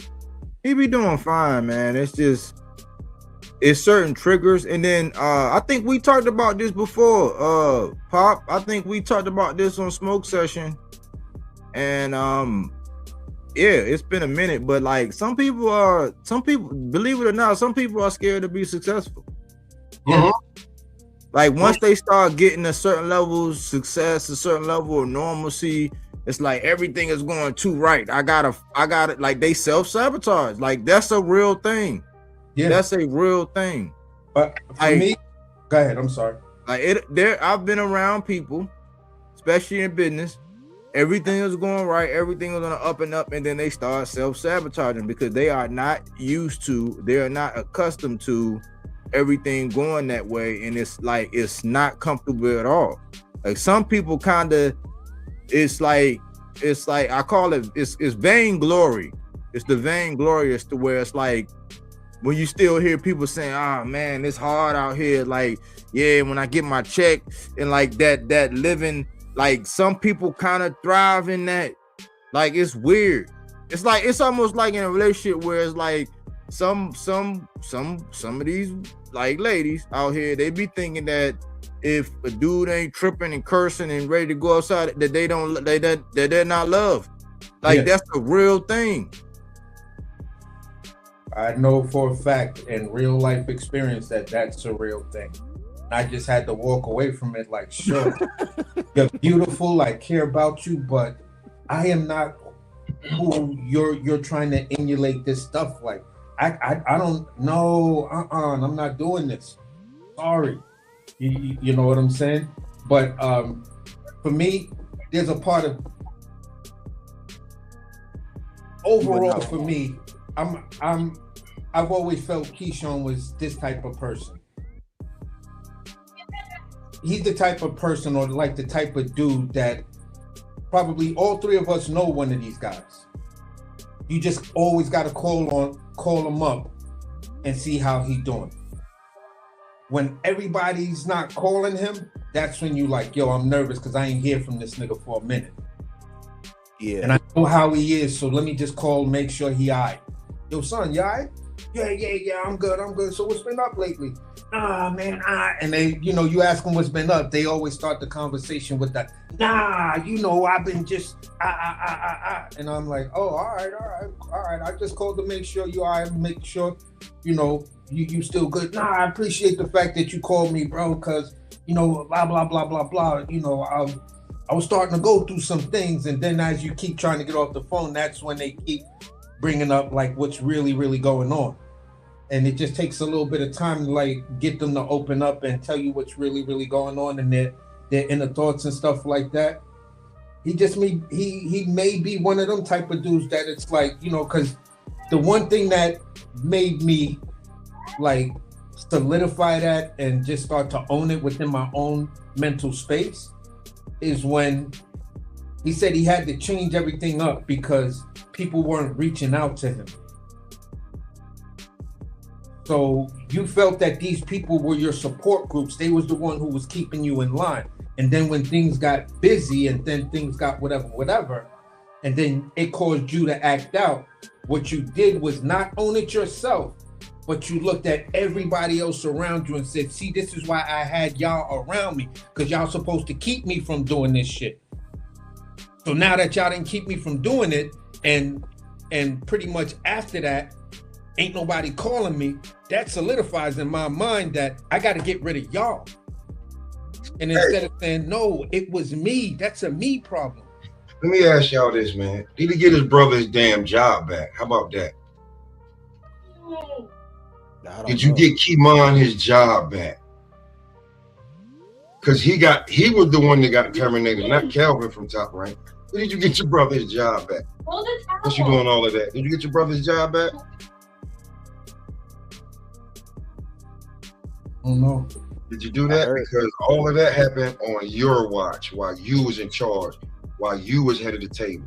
So let me quote Nino, you are incapable of running this shit. I mean, he still got the world at his feet, but like let's just be real. I'm gonna put it out here, put a stake in the ground. Keyshawn one of them people that need somebody around him and to be like, hey man, you tripping. Yeah. That's basically, yeah. I give my lady carte blanche to be able to tell me, hey babe, I be telling her all the time, hey, if ever seem like I'm out of order or I'm just off, I ain't acting, tell me I'm tripping. I said that early. You know what I'm saying? I always wanted friends and people around. That's why I do a good job of trying to stay a certain kind of way. But I always wanted people around me to be like, hey man, I wasn't the kind of friends because you can't choose your family, you can choose your friends. So I always wanted friends around me that'd be like, hey man, yeah, you tripping on that one. And I'd be like, yeah, you know what? I thought about it. Yeah, I was overreacting about that. Yeah, I was tripping about that. And then move on. But Keyshawn needs that. He needs that kind of accountability. He needs several accountability partners on different levels. You know what I'm saying? Like allowing him And it's okay because for one, he's still young, right? So some of it's young, some of it's like, because me equating is like, to me being that age, I was in the army around that age. So it's like, okay, I couldn't imagine. Like, yeah, I mean, it wasn't but so much you could tell me back then anyway. You know what I'm saying? Like I'm about to be 45. So it's like, yeah, we talking 20 years ago. Probably couldn't tell me I was on the up and up in a certain way, but it, like certain shit, you couldn't tell me shit about certain things. So I know, but like going back, had I known, and I did have OGs around me that would tell me certain things that I had like in place, but certain times in my life, nobody couldn't tell me shit. I can only imagine in that situation, nobody can't tell him shit. Now he needs to know that, hey man, you need people on different levels in your life that should be able to pull you and be like, hey, nah, man, like stop, man, cut that out. Like, nah, man, nah, we ain't doing that. This is what we doing. This is what you're gonna do. It's what you need to do. And that's what he needs. And he will be fine. Like he needs that though. Man. Yeah, and it's also, if you're gonna have these people if you're gonna have these type of people around you, and they're gonna be the ones who's telling you X, Y, and Z, they need to be people that know how to get to a certain part within you that makes you take accountability for your own shit. Because you can tell me shit all day. You tell me I'm fucking up all day, but if I don't take accountability for that fuck up, I'm bound to do it again. Give you the whole schmeal. Yeah, you right. Yeah, I'm wilding. I know dudes like that. Like these are some it can't be nobody like Shakur though. Like it can't be nobody. No, yeah, like he's the worst. He's the worst one for you. Yeah, it can't be nobody on that level. It gotta be somebody outside of that. Like it gotta be somebody different. Not somebody that's in the same stratosphere as you, like the same general area as you. It can't be that. It gotta be somebody different. Yeah, like if he was cool with like a Tarver or a Roy Jones or somebody like that, but we whatever, and then I can pick up the phone and call you and just pick up the phone as an OG and be like, look, here's the deal, bruh. You gotta own your shit. If you can own your shit, you'll get back on top even faster than the climb that you're going to have to take. You're making your comeback 10 times harder because it's not looking like you've owned your shit. Man. By you switching your camp and all of that other stuff, you know, that doesn't look like you own your shit. I want to know where it looked like you trying to make an escape. Like that's a scapegoat. I want to know who's the dude that was giving him money when he was a kid. That's who can tell him, boy, you tripping. Because he's seen him grow from a little one to a big one. You tripping. What you doing? That's probably boy, you're making us look bad. You're making us look bad out here, boy. Making us look bad out here, boy. Hey, listen, that's probably one of Mama's ex-boyfriends, but their relationship didn't work out, but they respected him in a certain way. I don't care who it is. I don't care if it's the dude that's been slinging at the corner store, whatever. You know? I don't care if it's the mechanic that's been taking care of everybody, almost went out of business, and by the grace of God, he do house call. I don't care who it is, but it's got to be somebody on that level, because it's got to be somebody that he know no matter what. Boy, I don't care how much money you make, boy. I remember you be running around here in your diaper shitting on yourself, boy. He need one of them to tell him, hey, boy. Hey, boy. The dude, look, he needs somebody to look like Ali Sadiq to say, hey, boy. Fucking up, boy. Fucking up, boy. You know, the patchy beard. Yeah. The bloodshot eyes for no reason. Hey, boy. Yeah.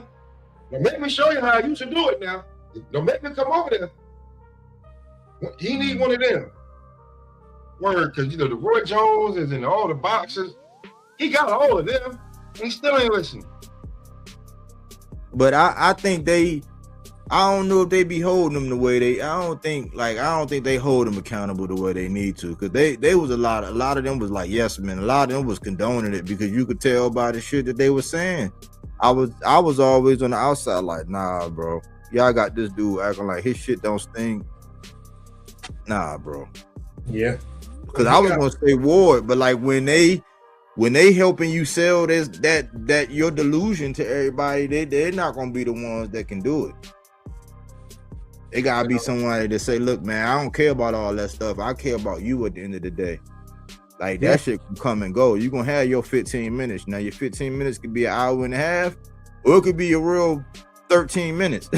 You know what I'm saying? Like, but this ain't it. Like you already done seen whatever. Like take some accountability. Like relax. Get from out in front of the cameras. Like what? Unless you got a fight going on. Like because what is there to promote? Like why do you need to be seen and heard from right now? Because depending on how and what you say out and about, it's going to dictate how people perceive you. So if you ain't got nothing going on, like if you in the background working and you probably going to be on one of these cards, stay in the background working and just be on that card. Yeah. And here's the funny thing. This is not his personality. But let's just say after that bullshit happened, you now see Keyshawn, you know, he's doing a caption or you just see like the head GoPro and just it's moving in a way that lets you know he's running. You hear him breathing, you hear him, you know, his feet hitting the pavement and stuff like that. And he's saying early morning runs to clear my head and focus and center my energies. I've been off, I've been unbalanced. This type of stuff is what makes me balanced. Most guys that have a genuine love for what they do, like I can lose my wife and probably both my parents all in the same day. But put me in the kitchen, I can compartmentalize it because my passion for the food and making sure the guests are good will overcome my own internal problems. And if boxing is that for you, then you should be able to go back in the lab, run, hit the mat, do whatever you gotta do to balance yourself and say, this is the thing that keeps me grounded. When the world is in shambles and stuff like that, I go to the gym or I go for a run, but I start training. That's why it's like, you're kind of making me nervous right here, bruh. You not like your focus. Where are you? Are you really about this life as being a professional boxer? Or is it something else with the whole fight game that you like? The aura of being a tough guy, the aura of when you walk down the street or drive and you walk into, you know, Home Depot or something like that. The toughest dudes that are around that are even in Home Depot, they look at you like, oh yeah, that's Keyshawn. Is it that? Because if it's the love of the sport, you find ways to ground yourself within the love of the sport. And that's what I'm not seeing from you, Key. Man, he wasn't supposed to be seen or heard from until they said so, bro. They didn't fuck up, you did. Real talk. They was on the move. They was on the move, bro. You talking about they doing ambassadors, they got other fighters in the camp that was fighting. Lester Martinez building the name. Then you got Bomac going from Bud to Eubank. So Bo might not even been home for like 6 months. He supposed to call you on the regular and see how you doing. He ain't fucked up, you fucked up, bro. Yeah. You got to deal with that. You need to go sit down and do some soul searching. Stop worrying about why everybody else ain't calling you. You got 2 brothers, you got 2 sisters, you got a mama, you got niggas, you know what I'm saying? What else do you need? What you need to do is hit that damn gym. Probably, I don't know, get you some sativa and calm the hell down. Just a little bit. You know what I'm saying? Think before you act a little bit. You can't be alive while your whole career. You're going to burn out. Yeah. And he got to incentivize the limelight. Like, allow yourself to, hey, man, if I don't get in 1,000 punches and I don't get in, like, you know, I don't get my sparring, I don't get my miles in, then I can't go live this weekend or I can't do no interview. Like, incentivize the limelight because like right now, man, the way it's set up, they get you in front of camera, start asking you all kind of stuff, trying to create these moments, and you can't handle it right now. You gotta get back to getting that bag, because if it's anything like truck driving, you know, when truck driving, when them wheels ain't turning, you ain't earning. So when you ain't boxing, you ain't well, you ain't boxing. Ain't nothing going into that piggy bank. You know what I'm saying? You got to get back. Up, man, I just seen this shit on Instagram. He got an event coming up. He just hired something. Man, I said, what? You got it. It's like a little event coming up for Christmas. What the hell? Out of everything, I ain't seen nothing from no BB3 page or nothing. And out of nowhere, boom. Because you in the algorithm, you got an event coming up. Whoop-de-doo. Yeah. It ain't got nothing to do with boxing. Whoop-de-doo. So, I don't know, man. The dude got to figure it out, man, because you going up to a different weight class. You ain't the guy there no more, you know what I'm saying? And you need to find your own 10 to stand on, bro, because, listen, I'm calling you the worst Robin of all, bro. You don't turn into nothing else. You don't become Nightwing. You don't become the Red Hood. You don't become Batwoman. You don't become Batman. You be Tim Drake. Word. Even when Damian turns into Batman, you're still Robin. Y'all the same age. Yeah, I mean, he gotta start, like, he gotta look at boxing outside of the lens of him and Shakur, because Shakur, he talking about he gonna go up there and get that strap and then let it go so you can have it. Y'all, this is Creed 5 in the making. You know? Bro, that's shit. So run your race, man, and get to the weight class you're supposed to be, man, and start putting back in that pain, man. And stay focused, because boxing is unforgiving, man. They gave you all the mistakes they made with Bud and all these other people earlier on at top rank. They made the world your oyster, and you gave them your ass to kiss. So it's like that still ain't dawned on you yet, because I'm like, I don't know how it's even a rumor out here that you're asking for 2 to get. And Richardson is saying, I'll fight you. I just want 2.5. And it's like, okay, what are we doing? Like, I would be trying to go get that strap, especially if you believe you can beat him. I'll be trying to go get it. Like, I mean, right now, you get your hands on that strap. But that's just me, man. That's a seed planted though, Body, because who is Shakur gonna favor? Which brother he gonna favor in that fight? So but for me, the problem lies with this. If I'm Keyshawn, my whole thing is, why the fuck would you do this to me? Why would you do this to me? Why would you even say that, bro? Like, I need your hand-me-downs. Basically, that's what it is. You giving me your hand-me-down coat. You got it for Christmas. You sported it. You wore it in every cold rainstorm and every snowstorm. It ain't got the same luster on it by the time you hand it down to me, because it wasn't my coat to begin with. So as Keyshawn, I have to ask myself, if I'm going to be a part of this and I'm not going to speak up to that dumb shit this dude is saying, that means I'm willing to take this hand-me-down belt. Man, he was with him. That's worse than an email belt. AC, he was with him the next morning on the Breakfast Club. He was up there with him at the Breakfast Club too. Wow. But we all know Shakur plays chess, so that ain't by happenstance that he says those things. Real talk. So in a minute, bro, it's gonna be just like when they planted that seed with Floyd and his dad. Man, listen. I don't really think you can fuck with Shakur, Keith. I'll be truthfully honest with you. Word. It's gonna start being that in a minute. Now, here's the thing. To both of y'all points, we just saw that when Key had that big moment and Shakur in his dressing room after he won the belt, Shakur was way in the back with his hoodie, way over his head and his hands in his pocket. And he wasn't even up front. The crowd was up front. You like way in the back in the corner, looking all crazy. Shakur hadn't felt that moment since 126 when he won his belt. Exactly. Now here's the other part to it, and this is to Body's point. Basically, it's this.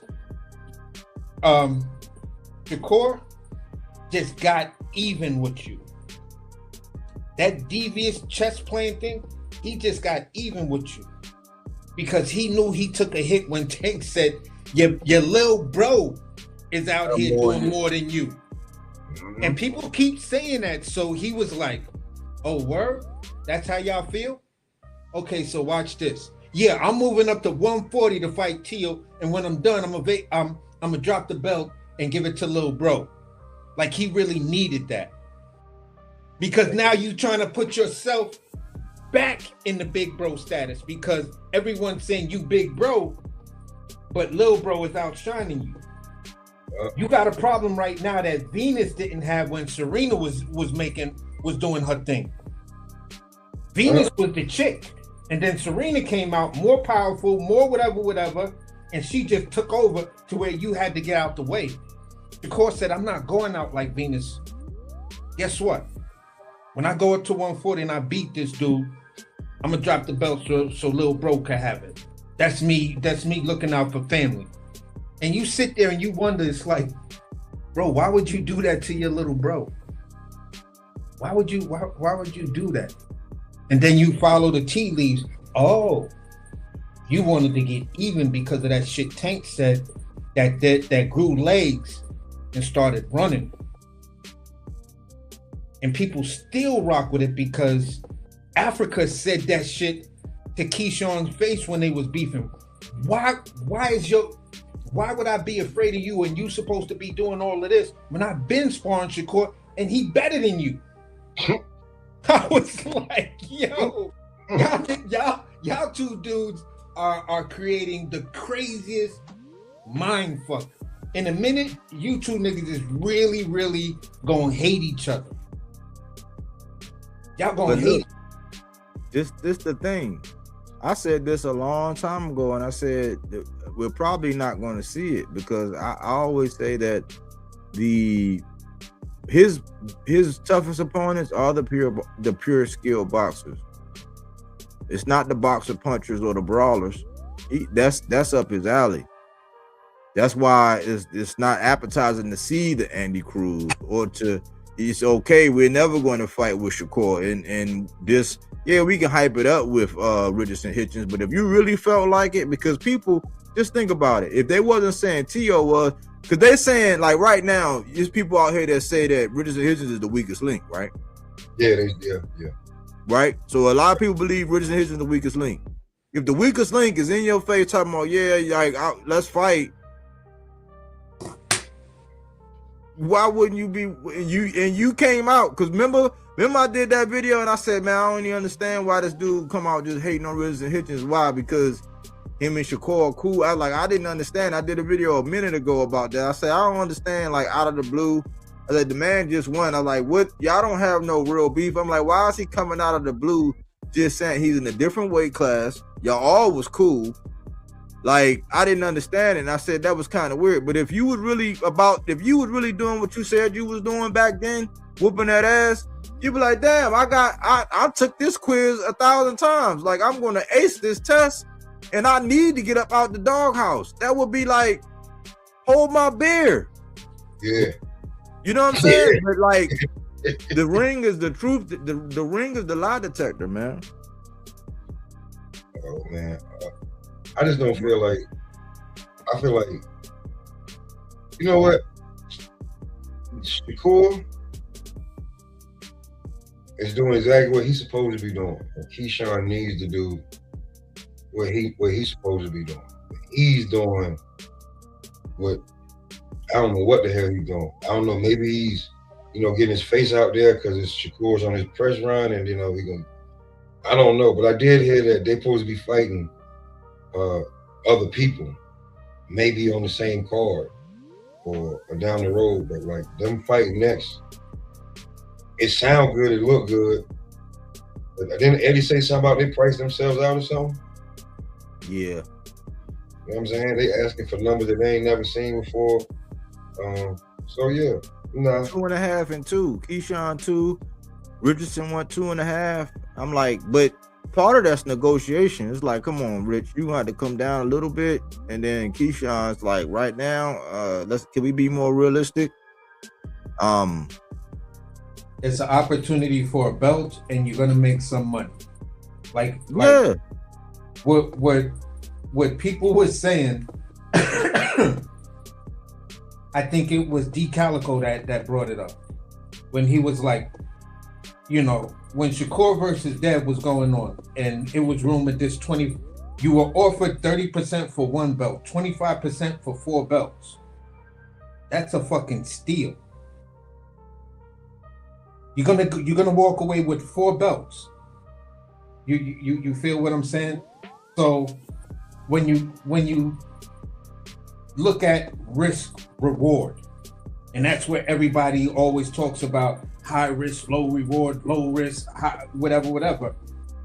It's like, okay, let's look at risk reward. Risk reward is, I said I could beat this dude's ass. Risk reward says I did X, Y, and Z to this dude. You know what I'm saying?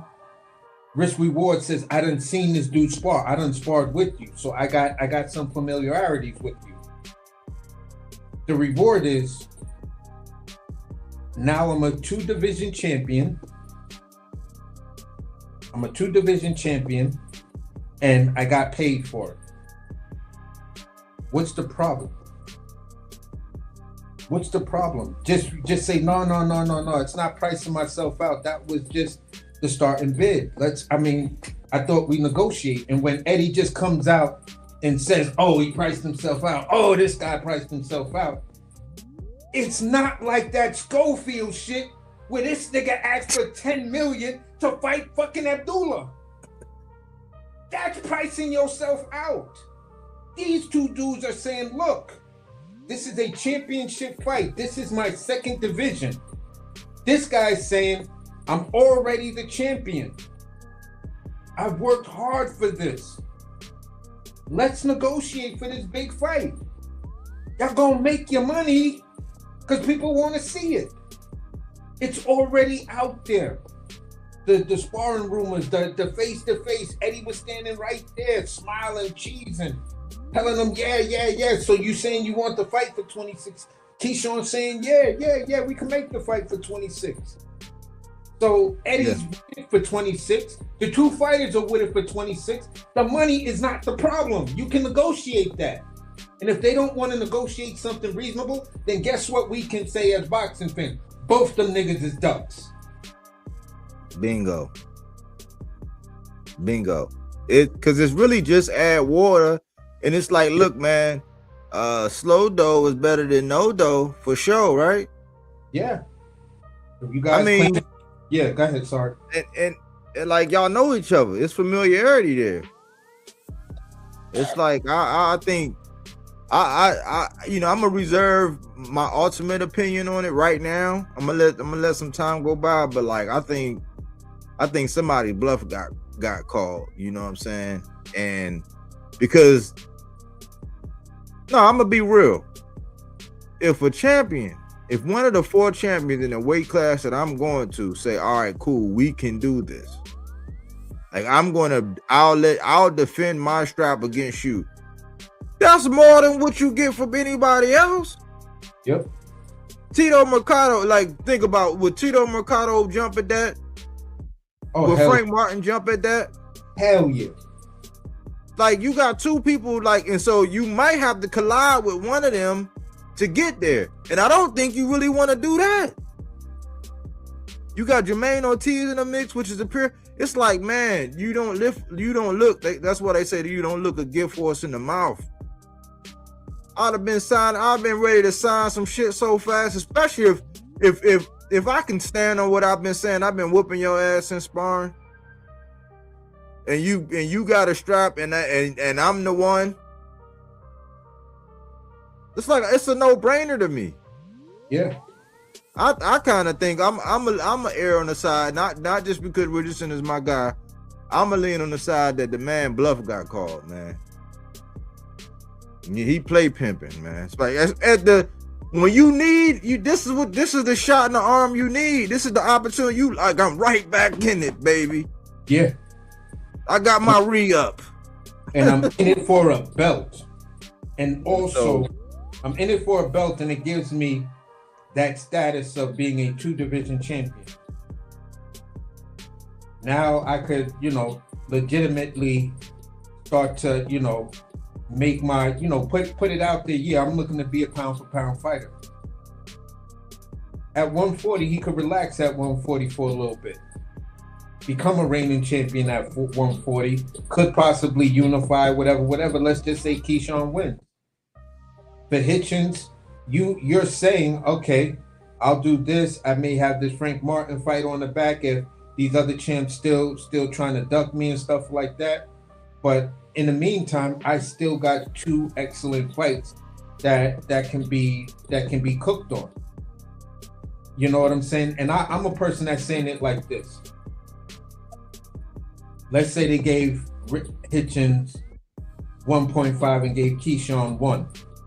At the end of the day, you 2 guys are saying that you want to fight more than once a year, right?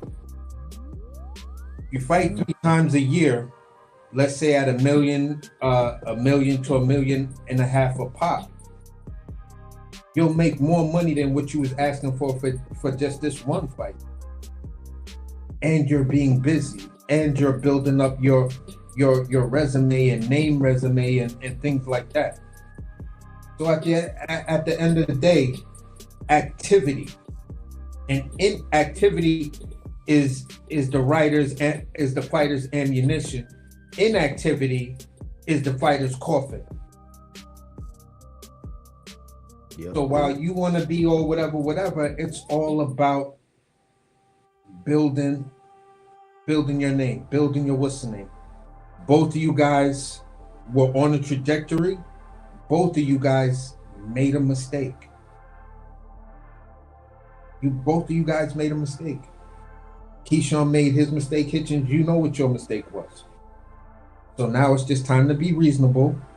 This is your fight, both of y'all, to really, really get back in the mix. But Keyshawn, you beat this man. People gonna give you a hell of a lot of respect.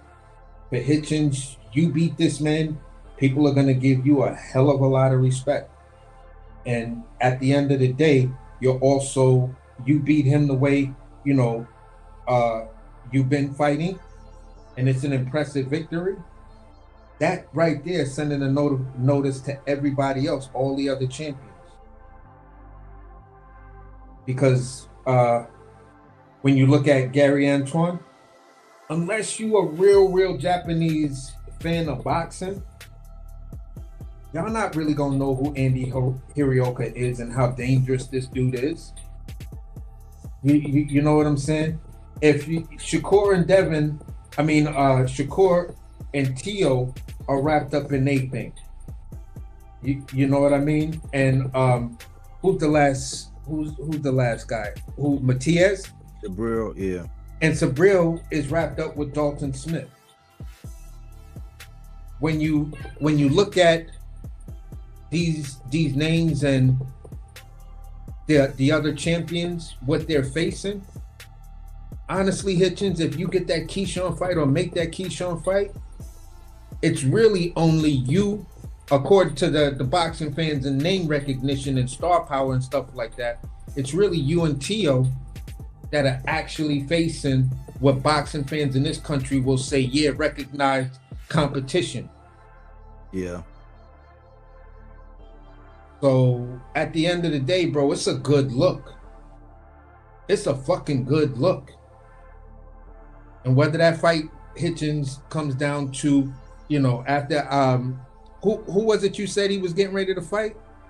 He actually Regis. Yeah, okay, so he'll have a Regis on his record. As far as names, he'll have a Regis there, right?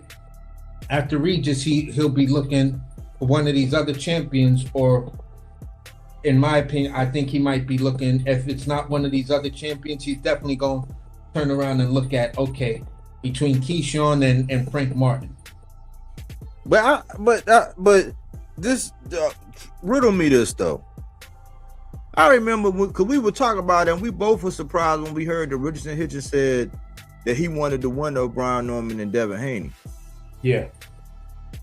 It's like that shit act like, I mean, what happened? I mean, Devin won, so why? And it was public information that Richardson wanted the winner. Like, why is that not even like? Because they was going to urge Richardson Hitchens to make that jump up there if Norman would have won. Yeah. But I'm like, where did that conversation go? That's the sidebar. But I don't know, man. I know Gary Antoine, huh?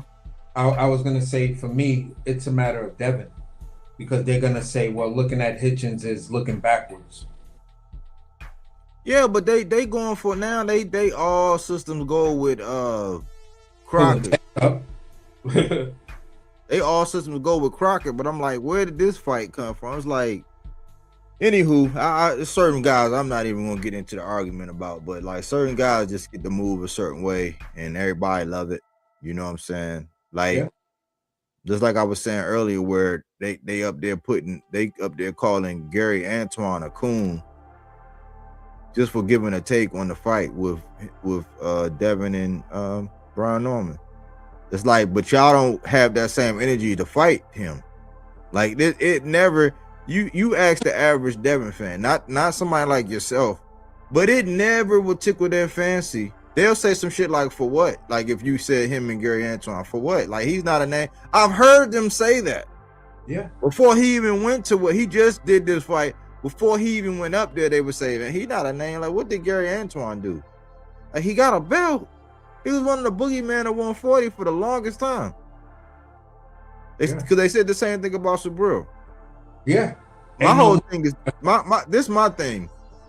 This is my thing. Wiley Kid and Wiley Cat, Batman and Robin, whatever you want to call these dudes, Shakur and Keyshawn, they both kind of playing the system. And this is where I'm gonna land at. It look real convenient right now for Shakur to come up there, and if he were to get by T.O., he's gonna do the same shit Devin just did when he glazed by 40. 40, we talk about 40, we call it the row. On any given night, depending on the matchup, you can get that. It is hot in that motherfucking kitchen. So if he get up there and he gets somebody with T.O., and he get by him a guy who he sparred, he has familiarity with, he grew up with, like they kind of cool, ain't no real animosity. You know what I'm saying? He should be able to beat him just like based on some boxing shit. He get up there and get that. Everybody's okay with him just dropping that strap and saying, all right, cool. And then either jumping up and putting that rehydration on Conor Ben at 47 or going back down to 35. Why? It's the same reason why Keyshawn don't really believe, because if he can get Richardson and beat him, guess what they're going to have to look at? They ain't going to fight each other, so all they're going to have to look at is who? Sabril Matias and Gary Antoine. And then you got Frank Martin, Jermaine Ortiz, Tito Mercado, the whole shebang, like all these killers at 40. They don't want to do that. They don't want to do that, man. Like, it's making sense to me. It's like, yeah, y'all being selective with y'all opponents. It's cute. I like the TO thing. Like, I'm not shitting on the fight. I'm all for Shakur as far as like you know what I'm saying, like harassing him because he's moving up to the division that he wants. I just hope that once he get that strap around his waist, that either after that he go ahead and fight Tank, you know what I'm saying, or he settle in at 40 and do what he got to do. Because he keep talking about Lamont Roach and Conor Ben, all these guys where he's pretty much actively selecting all this, but then you want the glory of being one of them one. Show us, man. You got to fight some killers. Yeah. So I think that the landscape is dictating that these guys are being real selective in how they moving, and the boxing world just bystanders looking at them, just saying, oh yeah, he could do that. Okay, cool. Yeah, because we've been in conversations, and I've been in conversation where between Devin and Shakur, I'm mentioning fights. And I'm saying to myself, okay, and I'm on panels and saying, so what's wrong with this fight right here? What is the problem with this fight? And at the end of the day, dude's just like, ain't no money in it, ain't this, ain't that, ain't this, ain't that. You know what I'm saying? And I'm like, but if you make the fight, you can't tell me what money. Well, he don't sell fights. Neither fuck does Dev or Shakur. Name me one fucking fight either one of these niggas actually sold. Like, bro, they don't sell fights, so stop trying to tell me who sells fights. Nah, AC, you bugging. I'm just saying, bro, they don't sell fights. Neither do these two guys. Yes, they do. Okay, what fight then? It don't matter. And you just be like, oh my God. Wow. Okay. All right. I'm just a crazy one out here, just bringing stuff out, and I gotta be made to feel like I'm the weird one on the panel. But this is why I tell all you dudes, I am the vindicated villain, because I say the shit you don't like, but it always comes about. And I don't try to hindsight it, because when it happens exactly the way I said it was gonna happen, that's it. I may get fights wrong, but sometimes I just see the patterns and see where these things is going, because like some of you other guys, I actually run businesses. So I know how to read the trends in business. So that's just what it is. But Calico, Peace. What's going on, brother? What's happening, man? Yeah, I'm like really. What's on your mind, man? Hey, when I said brothers, I was talking to both of y'all, man. What's going on? Nah, we good, What's bro. up, man? Good.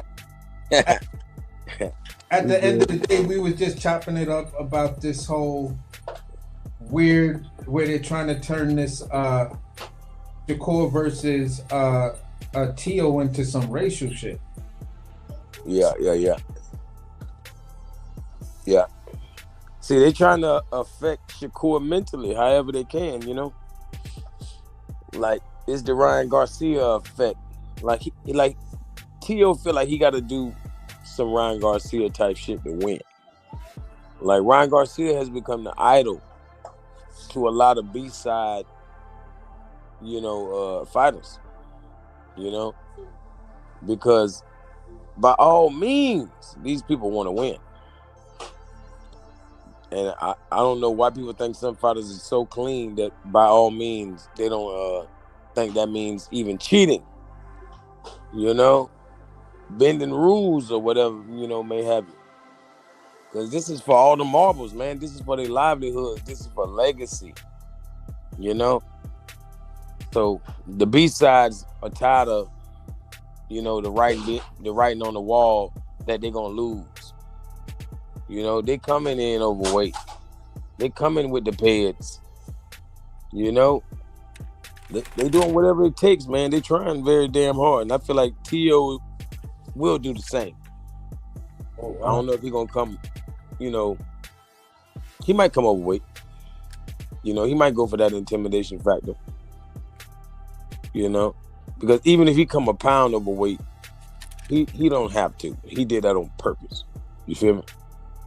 And whatever else he's doing right now, trying to get him an advantage. I know mentally he's definitely trying to affect him.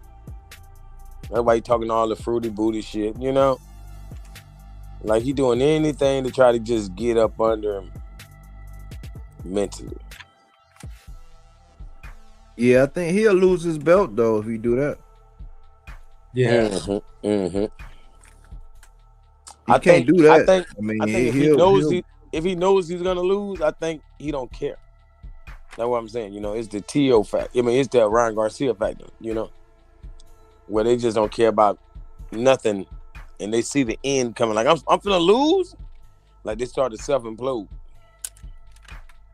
I'm kind of on the opposite side of the fence on that one. I think for me, um,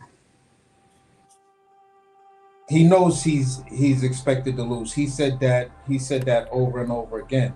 You know, he's Yeah. telling the audience and telling people, "Oh, y'all expect me to lose, so that means I have nothing to lose." So for me, now you get it. yeah, but for me, what I'm saying is this: in that type of situation, when it came down to him and Loma, he was kind of in that same situation. He really had nothing to lose. He was already expected to lose, looking at the odds and everything else. When it came down to Josh Kelly, he was kind of in the same situation. You're moving up and you're facing I mean not Josh Kelly, Josh Taylor, and you're moving up and you're facing that guy who went through the Super Six or whatever like, tournament like that. So he's been told over and over in this lead up that you know you're down on the cards. You've been here before, where everybody's doubting you. You're not the favorite to win this fight. How are you dealing with it? He's like, I'm fine with it. I done been here before. This is like really nothing to me. And for me, even before the fight was made, when he was giving some of his takes, I'm standing. I'm trying to just keep it to whereas I don't really want to say who I think is going to win or lose, but I'm going to say this. I think many people might be sleeping on the fact that in these type of situations, that's the most dangerous TO you're going to face. Even Shakur has said it at least 2 or 3 times. He's like, I'm prepared for that most dangerous TO because, you know, he really doesn't have nothing to lose, and I'm coming up there to take everything from him. So I'm expecting him to be whatever. If that's the same TO that I seen when I was coming up, when we was coming up together. So I think the fight, TO's coming to fight. He's coming to fight in that loose, non-methodical way. I've been 10 toes down on it because I've seen it. I've seen it with Donald Curry. I've seen it with a couple of other fighters that I was super fans of. These dudes that just come in and not give a fuck, but they just really good fighters, you know, and they have the pop. They just wind up doing something to these methodical type fighters that they just can't get past.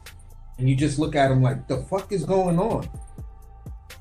Hey, I'm on the record for saying that don't be surprised if Shakur gets punished by the sanctioning bodies for being friends with Crawford. And he's already saying he's just gonna come up and vacate the belts. You know, I don't think they're interested in that type of talk or that type of rhetoric. Yeah, but he tried to be political and he tried to stay away from the politics of it and didn't want to feed into it when it came down to Crawford. With the WBC, and he's kind of going for the WBO. You feel what I'm saying? So the WBO, this is what I am gonna say. I'm not gonna not entertain what you just said in terms of the WBO looking at it like, okay, you gonna do some shit like that? Let you try to pull some Terrence Crawford shit and not pay us for the sanctioning. You think you're gonna come up here and whatever? Let us get a whiff that you're not gonna pay that sanctioning fee. We will nullify that fight and strip you ASAP. Yep. Fuck around with us. We're not gonna have that bullshit. And put up a fight for the belt next week, right after that. Yeah, tell them, listen, you didn't lose this belt. You still retain your belt. Yep, that type of shit. You're right. So, that's why I say I can see a robbery. Like, Shakur would have to damn near knock him out to win. To be honest. To a And certain people gonna be yeah, surprised, but I'm telling y'all ahead of time, don't be surprised. I'm just more on the line of just saying it like this. Shakur has told us he's gonna stop somebody, he's gonna dominate somebody, and this was lower level competition, and it did not happen. That's You're real. telling us now that you're gonna dominate Tio. You need this dominant performance, and you're trying to say that you want to put 140 pounds on notice, but if you have that dominant performance and you put the division on notice and you're looking to get up out of there and then shit on Keyshawn by dropping the belt, and based on what you were saying leading up to that, bro, that's kind of fucked up. When you really step back and look at it, that picture ain't ugly. That's no Mona Lisa. You know what I'm saying? So I don't know what art gallery you gonna try to hang that picture up in. That shit may go in your own living room, because I don't think nobody's gonna be looking The bathroom. You know. Let me add something to this, man. I really think one, it's gonna be on performance, basically. It's gonna be on performance. But if it come down to the judges and the business, this is what we gotta consider. Like, who are they gonna have a leash on? Like, because I was listening to that interview that Shakur had, and he basically saying, yeah, if it makes sense, like, basically, he's not locked in to nobody right now. Yeah. So, is T.O. gonna be the one that play ball? Because even when new entities come in, right, it's the same game. It's just like most of the time when you win a title. I know with Top Rank, when you win a title, you gotta either have 2 or 3 more fights with them. That's typically how they do it. Yeah. So without even seeing the contract, I know Abdullah and them, they couldn't just go over to PBC next week. Like, they probably gotta have like at least 3 more fights before they even consider doing anything. Just as an example. So with this fight being made and you getting the opportunity, you getting a bite at that apple, without you being locked in, because this is the same thing Devin was starting to face, because he was with this one, then he bounced over here and he bounced over there. It's like now he got this thing. He had that 3-fight deal with Turkey, but he got a 3-fight deal with Turkey. So he's not bouncing around. Like, as much as they make it look like, oh, he can go here and do this, he can go there and do it, he's not. He's got a 3-fight deal right now. He's working out of, like most of them. So with this one, with Shakur not being locked in, like being pigeonholed in here, I don't know what T.O. got, because T.O. did have a contract. He did have a 3-fight deal, but then they moved the plans around, because remember, he was supposed to fight Richardson Hitchens at Alcatraz. That was one fight. You know what I'm saying? I think when Ryan lost, that kind of slid everything off Abner, because when Ryan lost, that put Devin back out there, so that, you know, that made him need somebody. So it kind of slid everybody down to the side.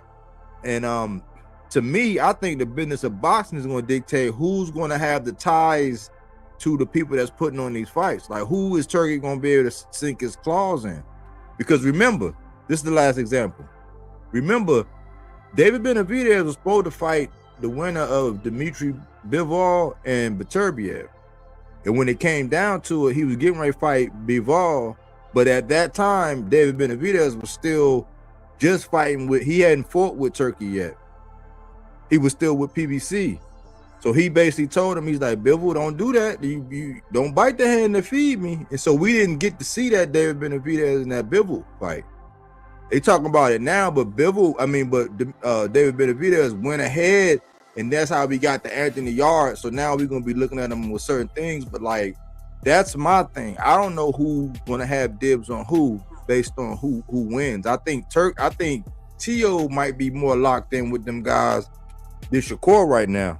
I think Shakur's still playing the field a little bit. So No, that's a lot, but like that's how I look, because I'm starting to look at, okay, how is the business of boxing going to affect this? Because if he get the same decision that if it's the same fight that Jermaine Ortiz had with T.O., how you think they want to award the winner, Calico? You say if the fight goes the same way Jermaine Ortiz and T.O. went, who you think they're going to award the fight to? Yeah, I've already stated it's definitely gonna be T.O. What about you, AC?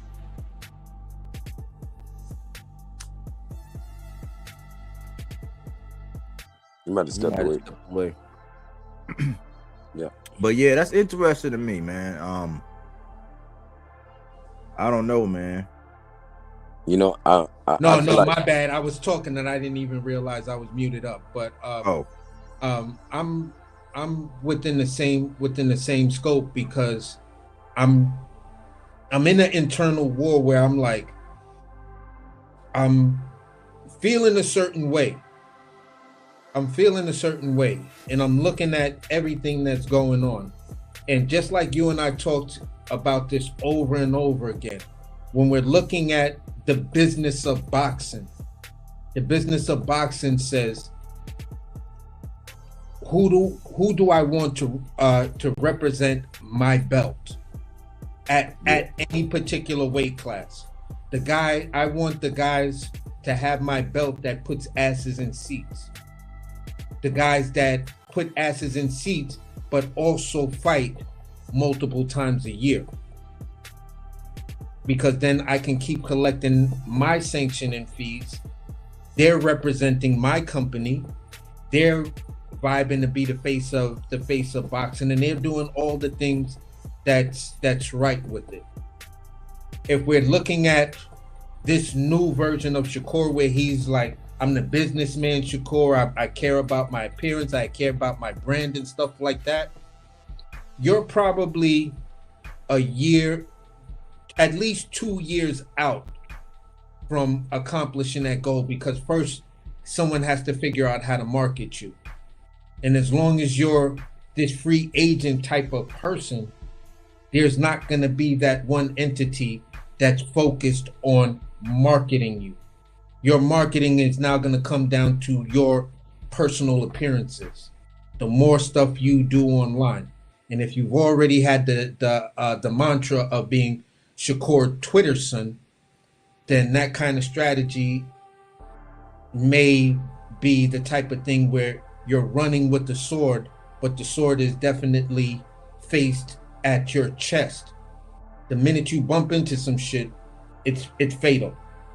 So you might want to kind of rethink what you're doing and find that deal with the company, like you said, that makes sense for you and stuff like that, and saying, yeah, if it makes sense, I'll sign to them. So the thing you need to do is, if they're coming with a very, very strong marketing strategy and they're going to get you the fights that you want, you know what I'm saying, or you need. If it comes down to that, then, you know, I really ain't got no problem with you, Shakur, but I think it's you're some time out. Just like me and Body discussed, did you leave Top Rank too early? These are going to be the residuals, because now you're in this high level fight, and the business of boxing may show its ugly face if this fight is that close. Because with Bivol and Beterbiev, that was still 50-50, because neither one of these guys sell fights, but people, they put asses in seats because of what they do in the ring. You've had the mantra of being boring. You have content creators and sports personalities who said you're boring. You got a lot of work, bro. And if you want to stay out there and be this lonely island and stuff like that, cool. But if I was gonna be that, I'd be a chain of islands like shit off of Hawaii. You got the big island, little island, and a bunch of other islands, but it's still Hawaii. You know what I'm saying? Still a place everybody want to visit, and it's on their bucket list. So I don't know how you become that. I don't know how you become that on the trajectory you're on right now. So you the business of boxing is telling my mind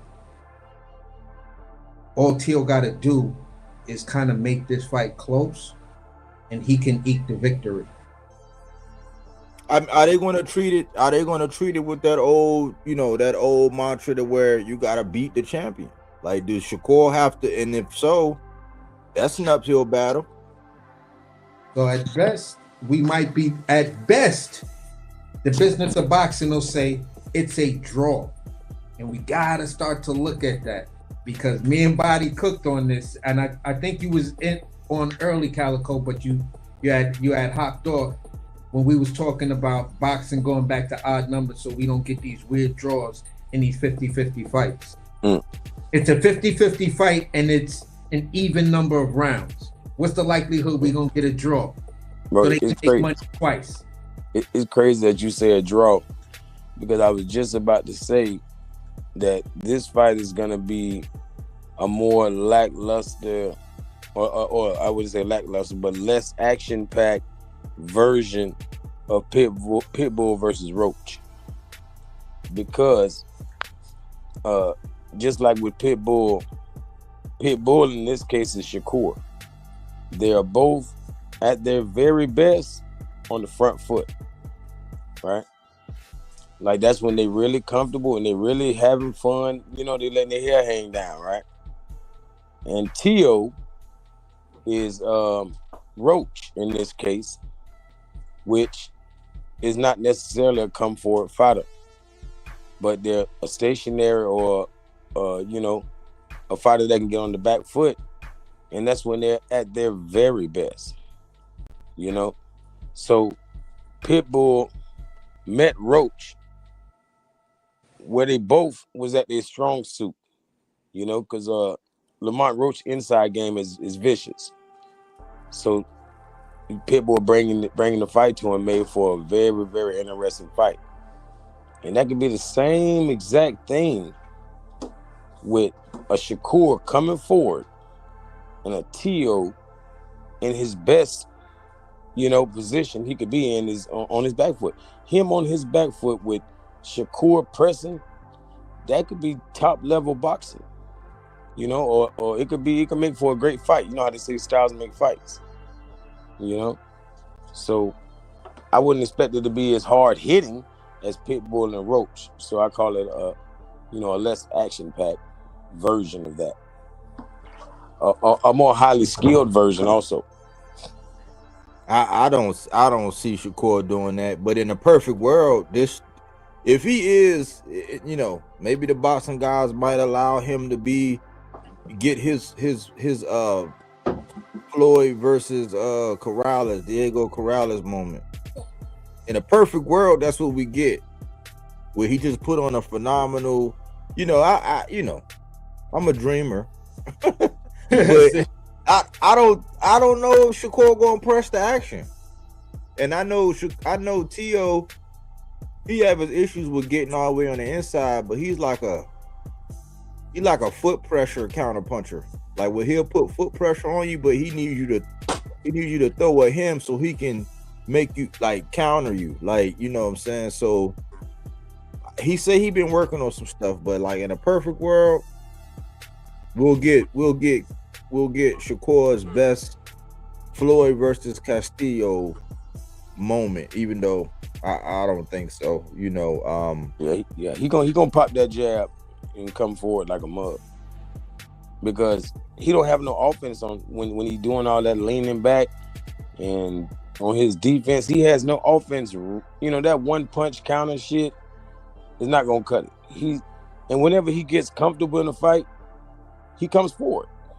Yeah, he do. That's him. Exerting. His dominance. Yeah, he do when he get comfortable. Yeah, and I guess I can see him, getting comfortable by the middle of the fight. What was I about to ask? Damn. Talking about Shakur.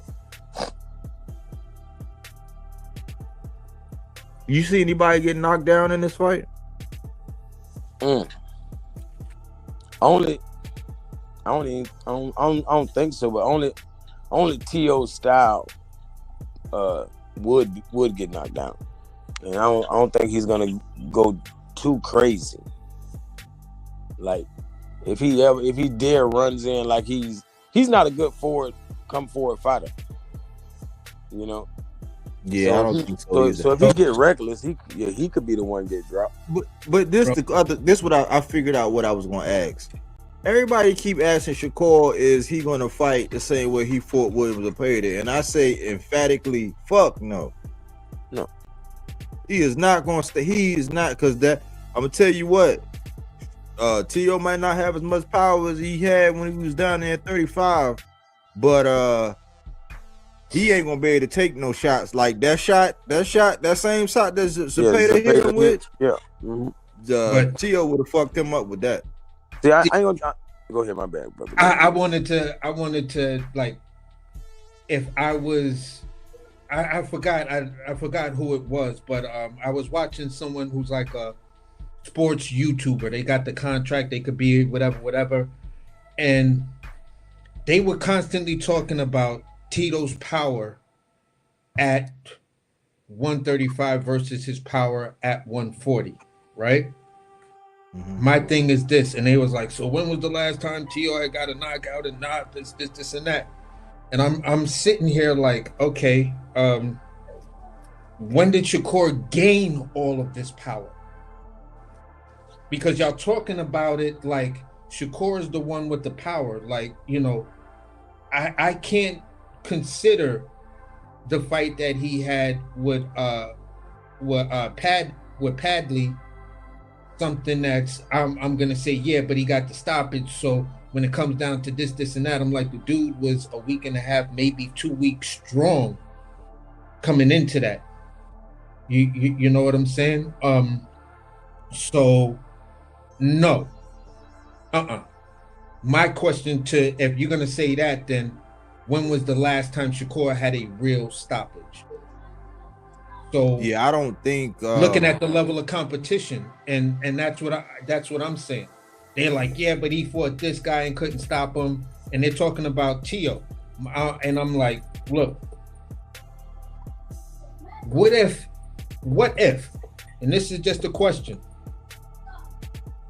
what if he's feeling like, you know what, I just want to have fun in the ring with these guys because they're not there, and I don't have to display my power like that. And they're going to talk about the Valenzuela fight and other fights like that. And it's, again, if it's somebody he gets up for, he may show up and show out. So in the power thing, I don't want to dismiss the fact that he still has that ability, because it may show up in this fight. And just to answer your question earlier, where you was talking about, do I see a knockdown? Honestly, I do. I see a flash knockdown, because if this dude's telling you he wants to dominate that fight, you're going to play into one of the things that Teofimo Lopez does really, really well. If you're planning on dominating, Calico's point is you dominate off the front foot coming forward. Mm-hmm. If you do that, that's what T.O. wants you to do, so he can crack you with one of those good ass counters that he throws. And there could be, it may not be the boom, he's sitting down and he bounced on his ass, but you got caught, stumbled back, much like Roach. Roach. Yeah, the Roach thing when Pitbull caught him. It stumbled you back and your glove still touched the canvas. Mm-hmm. Mm-hmm. And see that all day if you're gonna tell us you're coming in with this dominant style, because they keep saying, yeah, but the problem is Shakur's defense and it's so hard to hit him. Well, if he's sacrificing that for the dominant performance, then he's gonna give up some of that defense for his offense, and that's where he's in a danger zone. Yes, sir. Like, the only thing stopped him from falling last fight was the ropes. Yeah. You know, yeah, if Tio can do that, he tried to write that off. I'm like, nah, man, that was a significant point in the fight. See, Tio got Zepeda. Zepeda, this is the thing about Zepeda. This is what I don't like. Pater never made an adjustment. Yeah. Exactly. Like, he did the same thing. It's like, man, come on, bro. You can't do the same thing. That's why Shakur started opening up. He's like, oh man, I've seen this play 1,000 times now. Okay, cool. He ain't coming with nothing else. You know, he didn't make no adjustment. I was like, T.O. got the skills to probably get that punch off in the middle of the ring. You know? And it won't be no ropes to hold you up. He need to go to that body. I know that. He need to go to that body. Easier said than done. But I think hands might come into play with this. Yep. You know what I'm saying? Brittle. T.O. put whether it's foot pressure and you trying to be, you know, because either you're gonna try to be all neat and clean and you know, and try to be untouchable and be avoidable, so you're gonna try to be cute, and T.O. might sell out, or he might put you in a position where you got to fight back and you gotta fight, you gotta throw more than you got a pitch count. I think Shakur got a pitch count, and he gonna make you use more than your pitch count, and that's when them phalanges are gonna start aching a little bit. Because T.O. is hittable, but you're gonna be hitting them with them hands.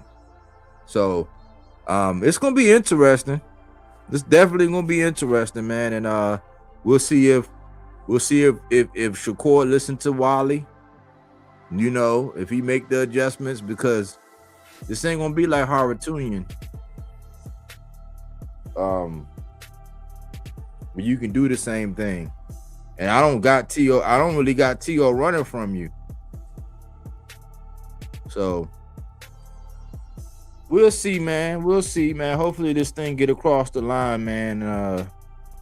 You know, I hope they both, you know, stay injury free and they go into this thing healthy, man. I just want to put a public service announcement out here. The way to promote this fight is not going to be that. It's not going to be the point that you want Shakur to be the one to check or discipline T.O. for his racial whatever. Like, Shakur is not that guy that would do that. You know what I'm saying? And be creative. If you're a Shakur fan, just be creative and promote him the way. Just be creative. If that's your guy, you should be able to come up with a way to promote him without doing that bullshit. Because this is getting old. We need to stop this race car shit whenever we run out of some shit. Like, it's just getting old, man. Yeah. To me. And Shakur not the type that's on code anyways. Like we're gonna make everybody FBA type. You know what I mean? It's crazy. Now, for me, if I was gonna promote Shakur, I would always promote Shakur on his ability to turn strong defense into great offense. If I'm gonna support, try to talk about things with Shakur, I'm gonna leave it about, you know, this is a fighter who we have not yet seen, you know, his full potential when it comes down to his ring IQ. This is the New Jersey's native son, home of Redman, home of Joe Buttons. You feel what I'm saying? Birthplace of Jay-Z, all the greatness that's come out of New Jersey. Dr. J playing for New Jersey. You feel what I'm saying? This is the legacy, but this is now boxing. You know, so there's so many good ways to promote the dude. You know what I'm saying? Like, I probably one day just, you know, if I was a designer or some shit like that, come out with the I-95 shirt just for him. I runs I-95. Anything from fucking Maine down to Florida, it's mine if it's on the I-95. You feel what I'm saying? I'm beating shit from all of that. So it's, to me, like, you're on the East Coast. The East Coast is known for the flashy, the brass. You know what I'm saying? The people who can talk, type of people that can run up on, you know, a queen and talk her, you know, a London queen and talk her out of her panties. Yeah. While she taking them off, she just realized, did this dude just talk me out of my panties? Yeah, sweetheart. Just move that left foot. I got you. You know what I'm saying? So that's kind of who we are. That's how we're known. That's why women are like, nah, them East Coast dudes, they dangerous. Before you know it, you'll be wrapped up with them in love, and they just got you. You know what I'm saying? It's a gift we have of the gift of gab. So at the end of the day, all I'm saying is this: he needs these type of people that can get him to talk right, but the promotional part is actually built in. But no one is really like, I don't know if they're fans of yours like that that can say something like that and be solution oriented. But for me, it's like, yeah, I could figure out 1,000 ways to promote this dude. Yeah, and one of them shits has to do with him being a little bro to Terrence Crawford. I would be in his ear like, bro, don't, no, we not gonna do that. Crawford is from over the fuck there. We East Coast, bro. You own your shit over here. You know what I'm saying? Hey. The Nets was first called the New Jersey Nets, man. You know? And I wouldn't model Shakur as the next Mayweather. I would model him as the next Cassius Clay. That's more. You feel me? That's high level. That's top shelf. I look, if we're gonna do it, if we're gonna do an association, this is what I always say because it's true. Shakur is in the same class as Dimitri Bivol, except Dimitri Bivol, he leans more towards being a little more offensive. Shakur, he leans more towards being a little more defensive. With Shakur, he's the babyface assassin who more than likely is going to be able to still go out to the club after the fight. Yeah. He pitches shutouts. All that rah-rah, everything you're able to do, you're not going to be able to tame this dude. He's going to be able to touch you. You ain't going to be able to touch him. He's the Teflon Don when it comes to defense. Straight like that. I mean, and that's how it is. You know what I'm saying? Now, yeah, he may, you know what I'm saying, his offensive output might go down, but he gonna pitch a shutout on defense more than likely. If he's in this form, like, you ain't gonna be able to, you know what I'm saying, penetrate. That's what it is. Like, he's the more defensive Bivol. Bivol is the more offensive Shakur. They go back and forth in the plus minuses anyway. Yeah. That's why I really fuck with Bivol, because I fuck with Bivol because his defense is just as good. He's just offensive. He's not, I don't consider him boring at all. Like, Bivol's punch output, he's exactly like Shakur, except for his offensive output is there. He's going to be active with his punches. When you look at his defense. When you look at their CompuBox stats, they're always within the top 3. When you look at their CompuBox stats, it's like, whoa. If he's number 1 in this, Bivol is number 2. If Bivol is number 1 in this, Shakur is number 2. Or at the very least, number 3. That's real talk, though. That's facts. So it's like, bro, I mean, I never noticed it. That's a good ass observation, because I look at those CompuBox numbers and I'm like, damn, it's only these 2 dudes that are consistent in all of these categories where they running this shit. I used to watch him. I used to look at him all the time, but I don't think they've updated him in a while.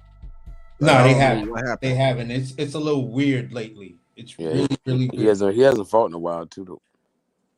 But overall, the CompuBox. But yeah, but overall, the comp, because they still got Deontay in some of them. I'm like, how the hell? Yeah. I'm like, yeah, I don't know, but I like them. I like them stats. I used to look at them all the time. You know what I'm saying?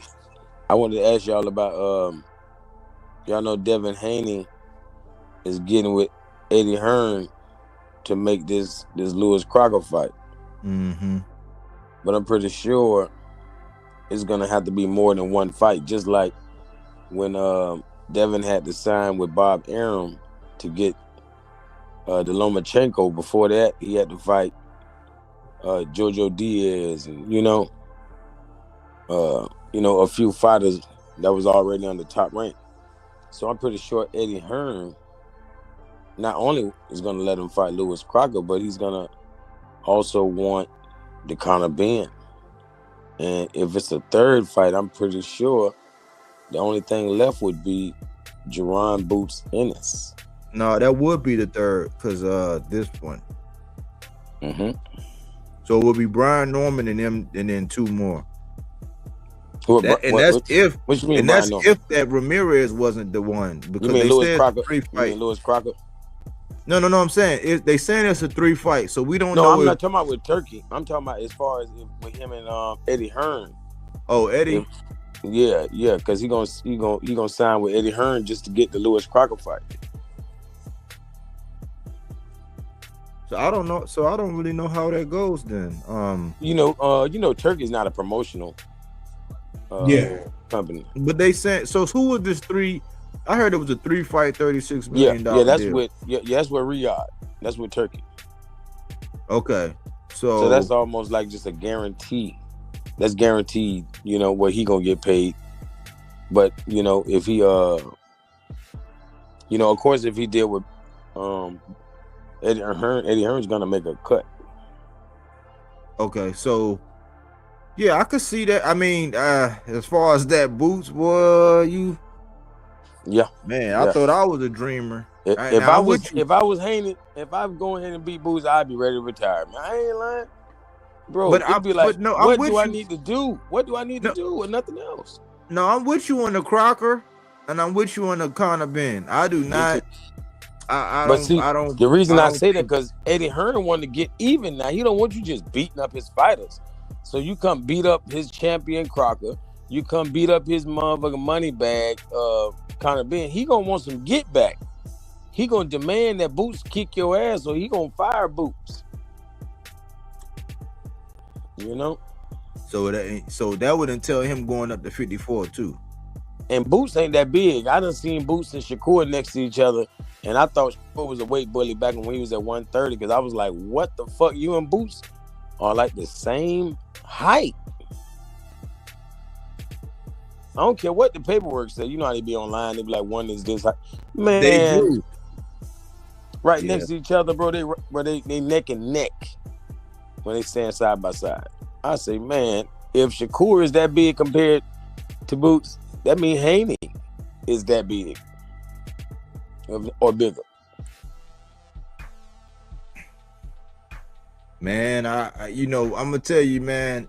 As far them other two, them first two, yeah, but that last one, I wouldn't hold my breath. Yeah, it's dangerous. It's dangerous. It's real. I'd be like, hey, man, when's the funeral, man? Real, I feel you. But I mean, but the only thing about it, energy. See, the best thing about it is that Jerron has never seen anything like Haney, just because he's never really been in there with a talented fighter. And I'm sure Haney's never seen a Boots, but that's the only, that's the next level. He's fought every, great style. What about Karan? What? Who? Karan. Boots fought Karen twice. Karan. Oh no, he sucked. He definitely sucked. But he exposed Boots, is what I'm trying to tell you. Boots can't handle the movement. Karen Chikazan, he absolutely ran the first fight, and then the next fight, around the 4th round, he surprised all of us and started stepping the Boots, and running up in there in the pocket, and exposing Boots even there. So it was like, what the hell? So I could easily see Haney bringing out what he did with Ramirez and what he did with Norman and blending the two to be able to get a decision on Jerron Boots Ennis. Because I know if Karen could go without getting touched, I know Haney could really go without getting touched if he wanted to, and he could, make it interesting, if he chooses. Oh, you love that Devin Haney, boy. Yeah, man. I mean, I ain't gonna lie, I love them all, bro. Like Boots, I can't help but love Boots. You know, I'm a Norman Jr. Brian Norman Jr. fan. As soon as he go fight somebody else, I'm right there with him. You know what I'm saying? Mhm. Like all that, like I love Tank. Let me ask I you love something. Tank. But let's tuck Devin away to the side for 1 second though. Yeah. Like, what do you want to see with Boots? Like, how do you want to see him go? Man, like it's almost too late, but it's never too late. So just straight champions, man. He need to be moving like Haney. Haney's trying to fight 4 motherfuckers in a row at 147, all belts. That's what I want from, that's what I want for Boots. I want him to have that. I know he's gonna be undisputed at 154. I know he can. I know he will. But why wait? You know what I'm saying? He's great. Murtazalev ain't shit. I think he's just a hype job. Like, he got lucky and fought Tim Tszyu fresh off an injury. The bloodiest fight we've seen in about 2 decades. You feel me? And Tim Tszyu ran in there 3 months later and got hit right on the top of his noggin and fell down again. Yeah. He did have PTSD. So Murtazalev is not no damn monster. You feel me? But why everybody scared of him though? It's Cap. Why you think everybody's scared of him though? It's Cap. It's Cap. It's not. Nobody's scared of him. I guarantee. I don't give a damn what Turkey a la Sheik said. Turkey loved them motherfucking Eastern European fighters and shit. You know, that's his favoritism. Speaking. So let me ask you this then. Then let me ask you this, Calico. Is it more of not being scared of Murtazalev? Because it may not hit as hard as the IBF rehydration. Yes. Thank you. You know what it is. Automatic rehydration. So then, okay, so you then that's a battle. That's a battle in itself. But you did, so you just walked into this check hook, because then that means a lot of these guys don't belong at 54 if you scared of the IBF rehydration. Because remember when they was talking about all the other sanctioning bodies putting a 15-pound rehydration on all of their belts? Oh shit! Like you can't rehydrate more than 15 pounds. I don't know what happened to that, but there was like that short time. I think it might have been late 2018 or early 2019. This thing go ahead. It was one more recent than that. I think the WBA for champions, I think they put a 12 pound on there, but what I was saying was, this was back then. I think all the sanctioning bodies, and then after the Devin Haney versus Regis thing, then the the WBA then put that 12-pound rehydration on it. If I'm correct, I might be off. My timing or whatever might be off, but the whole point of what I'm saying is that we're looking at the rewards of guys who are fighting more close to their walk around weight, to where the weight cut is not becoming an issue. Devin Haney, you and I are big fans of his, keeps admitting, and he kept on admitting in the lead up that, yeah, when I was down at the lower weight classes, I was actually leaving everything in the gym, because then it was like the other part, the second half of the weight cut, that's the part that was doing me dirty. But at 47, I don't necessarily feel like that. We're seeing it with Jahai Tucker. We're seeing it with so many other fighters. Truck Simpson, him saying how he feels at 147. You know what I'm saying? So, hey, Polanco's another one who said, yeah, I feel great at 47. So at the end of the day, the more these guys get closer to fighting to their weight, we won't have to hear people like Virgil and Boots talking about, nah, I'm not going after that belt because the 10-pound rehydration. Yeah. But Boots, you did it at 47. You did it at 47, and you had those three. What's the names? You know what I'm saying? So Mhm. I'm a little bit weird about that. Yes, Well, sir. let me just say this for clarification. The WBA started that weeks before the Tank versus Frank Martin. It was weeks before, even though it wasn't going to apply to that one. But that's when they came out with that. That was like a couple weeks before Tank fought Frank Martin. The WBC, I'm not sure what they did, but they just didn't acknowledge their rules when Devin fought Regis, and he had in a contract with a one-way rehydration. So I don't know what kind of weird A-side stuff was going on. I think that was something that shouldn't even got out of there, but they was not supposed to let that fight go on, but they did. Two different things. The other ones, they just never said anything. And for me, I kind of believe when it comes to Murtazaliev, I kind of think that it's a little bit of both. I think some people got a little overzealous, like, because it did look wild. Like he smacked the shit out of Tim Tszyu. So I think part of it was like, okay, recency bias and us thinking like, damn, he smacked the shit out of him. But then part of it is, I think people do kind of pick and choose, like, because Virgil, they saying that that's like the only thing. Like, oh yeah, we would have done it, but that's that 10-pound rehab. That's the only thing. But then when Boots moved up, he said he didn't want to have to go through it either. So it's like they deserve each other. Because if you move up to 54 and you got to rehydrate more than 10 pounds, then I mean maybe you shouldn't be there. But some people don't need to rehydrate that much more. Like a Richardson Hitchens, he only want to go to one. He only want 3 more pounds. Like so 13 pounds would be straight for him. Like but he said he got a nutritionist, but that's the only thing because he used to going 13 pounds. Like he used to weighing in at 140 and then getting up to 153.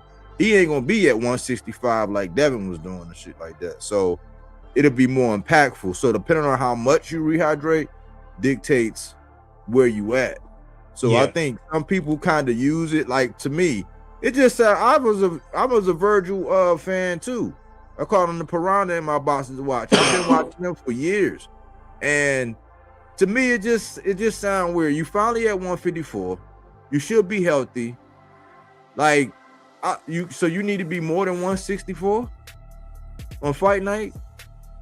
You need to be 165, like what you need 170. Fighting at 154, I don't get it. Just for Murtazaliev, I don't know, man. It's kind of weird. Mm-hmm. What you think?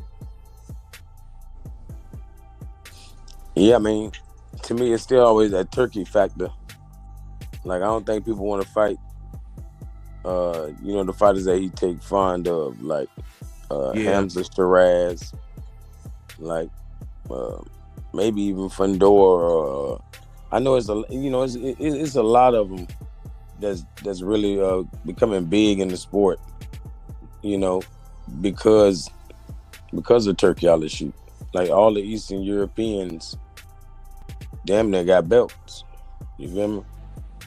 Like all them headlining Turkey cards and shit. Like, but they're not stars. But Turkey's gonna make them a star.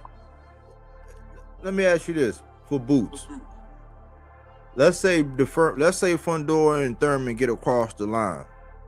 Which one is a more tougher fight for Boots?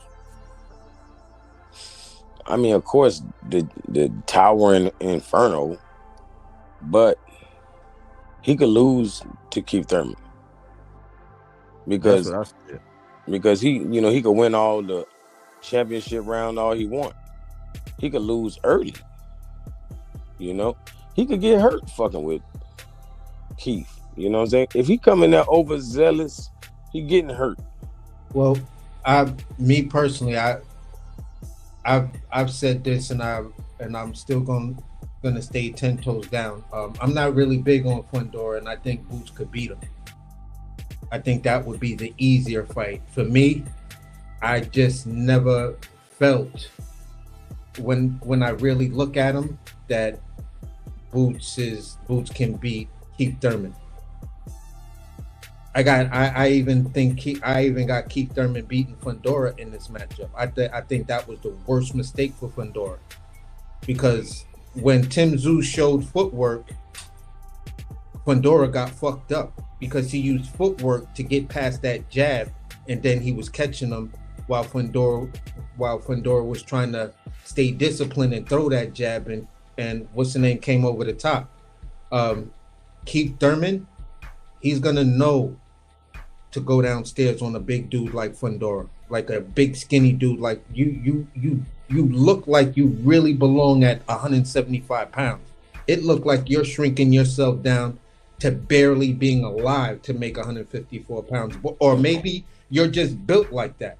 I think he built like that.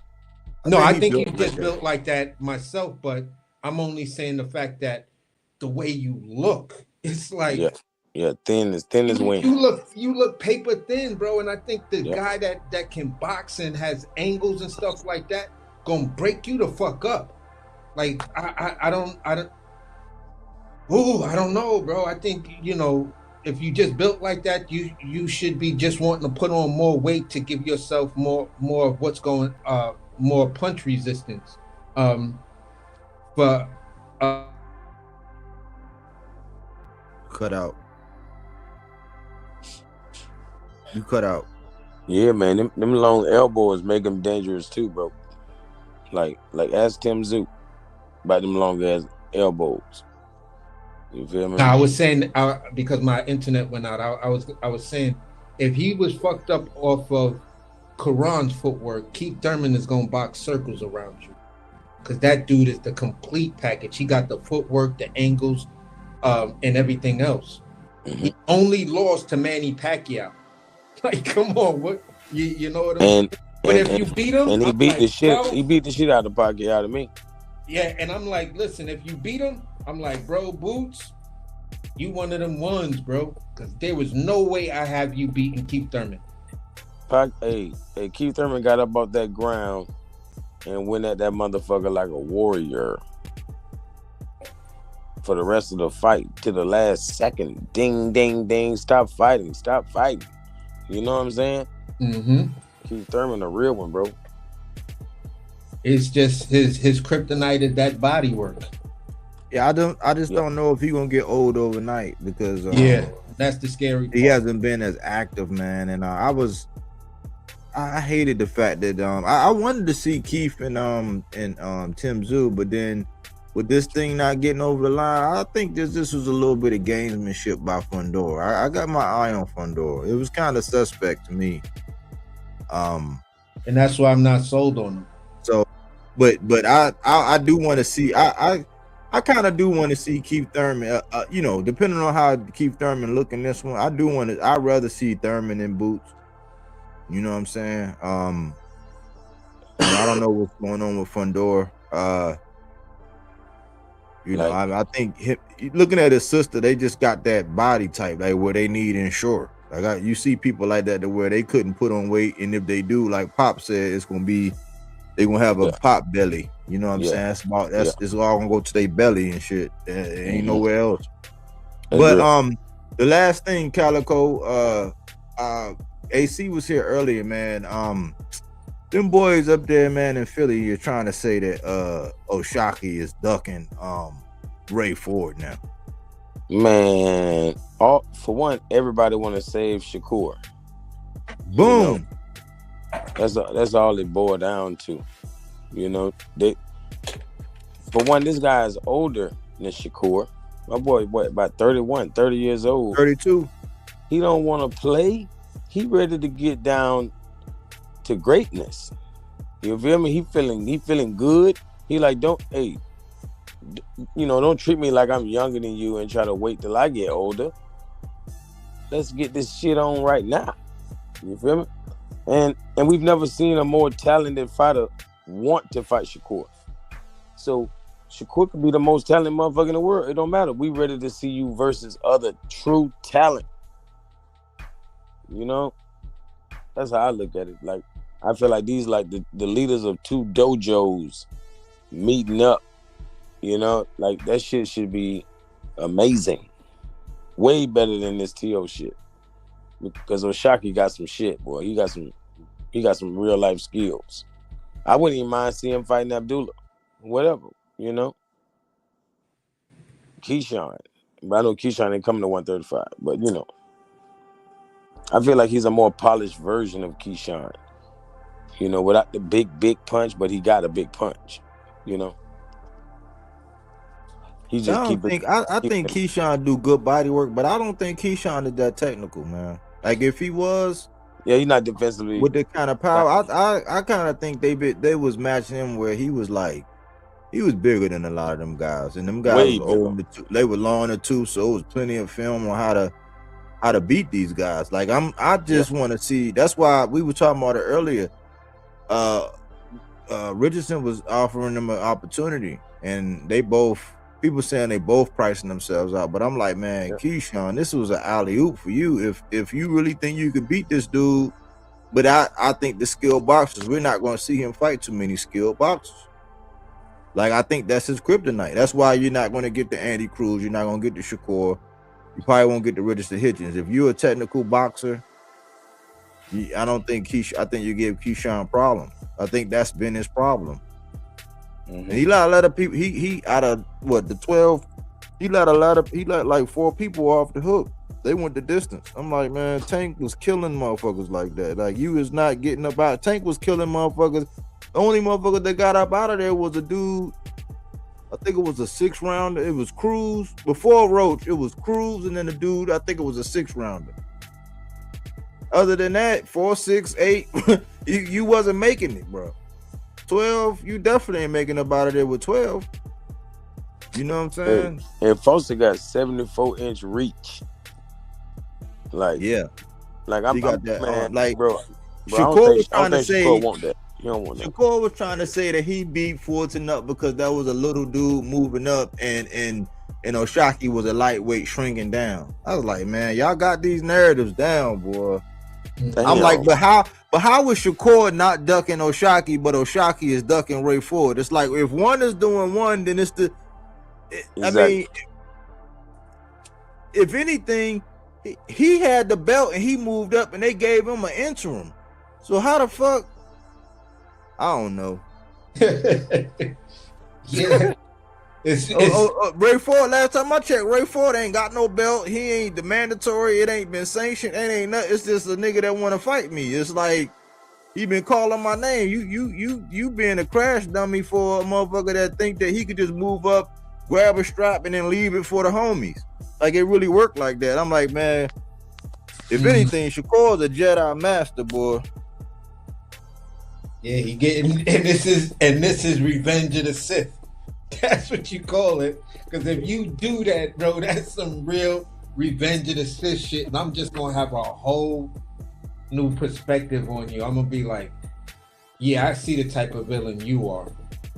I see the type of villain you are. You're like why did he Luthor? You won't do shit, you know, whatever. You set a whole big trap, and when the person fall into the trap, then you reveal yourself out of some dark shadow. You feel what I'm saying?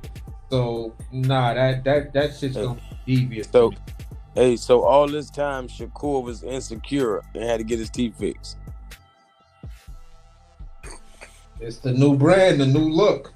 I don't know why he did that anyway, man. It's like I naturally had a gap. I lost the whole tooth. I had to get my shit fixed, but I wouldn't have got my shit fixed if I didn't have to. I don't know why. It wasn't even that bad. Like it was, and that was him. Like I don't know what. I don't know why he did that. Like I wouldn't even have done that, man. Like, look like they replaced his ass. Yeah, he looked kind of funny. He looked like that rabbit, that mean rabbit, that little rabbit character. That little I'm gonna find it. I was gonna do a little meme on it, but he looked like that little mean looking rabbit. Yeah, like his facial features look like the one off Nesquik. Yeah, his facial features and shit like that is different now. You kind of like don't look the same. You look a little different, like your face. Yeah, little chipmunk like. Yeah, Like they put them up like, oh, you don't want no gap, so they stack them motherfuckers the way he can't even floss. Like, Like boxers should not be messing around with their damn teeth, man. Yeah, that's dangerous because you got to a mouthpiece and you get punched in the mouth. And then you finna go straight into a fight right after that. That's you crazy. but to AC's point, this the biggest point. I don't really care about it. I don't really care about the teeth. If he wanted to do that, all right. But to AC's point, he was like, we heard about you getting your teeth fixed. What about them phalanges? Yeah, get them hands fixed. Get them hands right, because every time this little dangerous motherfucker, I think his name is Javante. Every time they bring up this little dangerous motherfucker named Javante, it's, oh, I want my hands to be.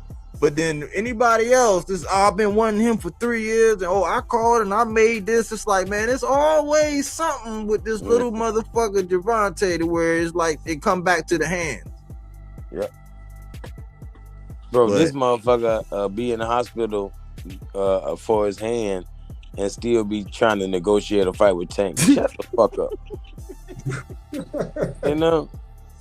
Bro, Cap. the funniest thing is like this. Like, you and him are in the penitentiary. Right? You got on one side everything from E block, to O block, you running that down. That's all you.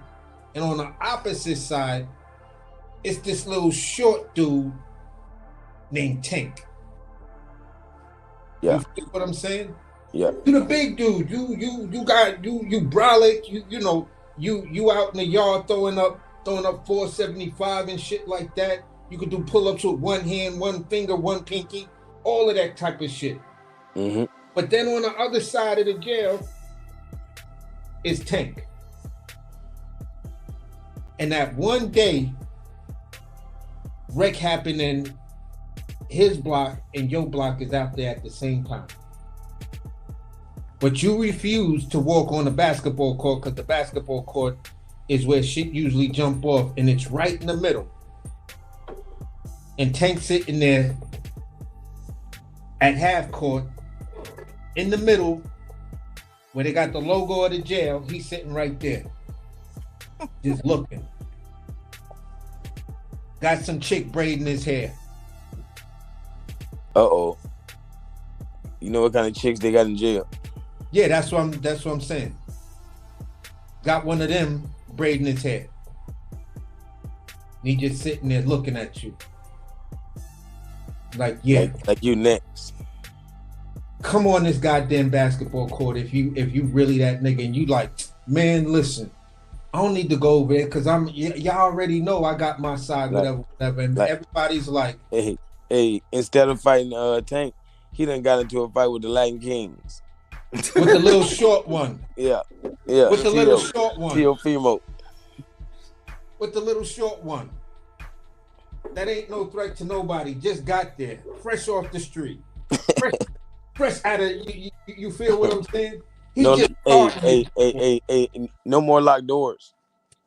Bro, I mean, it just kills me because I'm like, dude is shorter than you. You fought all them other short dudes that had, T-Rex reaches and shit compared to you and all of that. Mm-hmm. But you got the reach advantage and you got the height advantage over this dude and you won't see him. What is it about this little dude that got you really shook like that? He the reason their teeth got changed. You know what I mean? Yeah. Chip. Bro, that part right there will never ever make sense to me. And there was and I'm not even going front. There was a short period of time where I was mulling over, could you actually beat this dude? And I think that was after I saw Shakur beat Jamel Herring. I was like, could he actually beat Tank? The way he boxed in that. And at that point, I had, and I'm going to be honest too, at that point, I never really paid attention to the talking points of they were both in the gym at B&B and yada yada yada and this and that, because in my mind I was like, all right, Jamel Herring is at the gym, he's a B&B fighter. I'm thinking you're gonna give him pointers, but then closer to the fight I'm finding out that you were giving Shakur more pointers, and I was like, oh, that's kind of grimy, you know what I'm saying? And then I started to accept that little bro, big bro thing, because they was like, nah, that's why it is, and it is. I said, yeah, moves like that would do it. But I'm just like, okay, you gave me that performance, and I was like, he possibly could do it. If he boxed like that, yeah, he possibly could do it. And it just seemed as though you never wanted to take that fight. And when I'm talking to other Shakur fans, like Shakurian type fans, and I didn't have a word for them at that time, they tried to tell me every and 30 more reasons why Tank been ducking the fight. And I was like, so what about when they was at 126 together? What about when they was at 130 together? Or around about the same time, or whatever. Tank ain't never want to fight him. That's why he never did this, and that's why he never did that. I said, okay, so if Shakur was the A side, and he was running those divisions, why he never called out the fight with him? Being that would have been his biggest rival. Because Tank's name was up here, Shakur's name was kind of down here. But, between y'all, it was the opposite way. So I'm just asking, well, why didn't he do this? I said, because if he's up here, and he's already moving the way y'all saying he's moving, he could pick and choose. What does that tell you?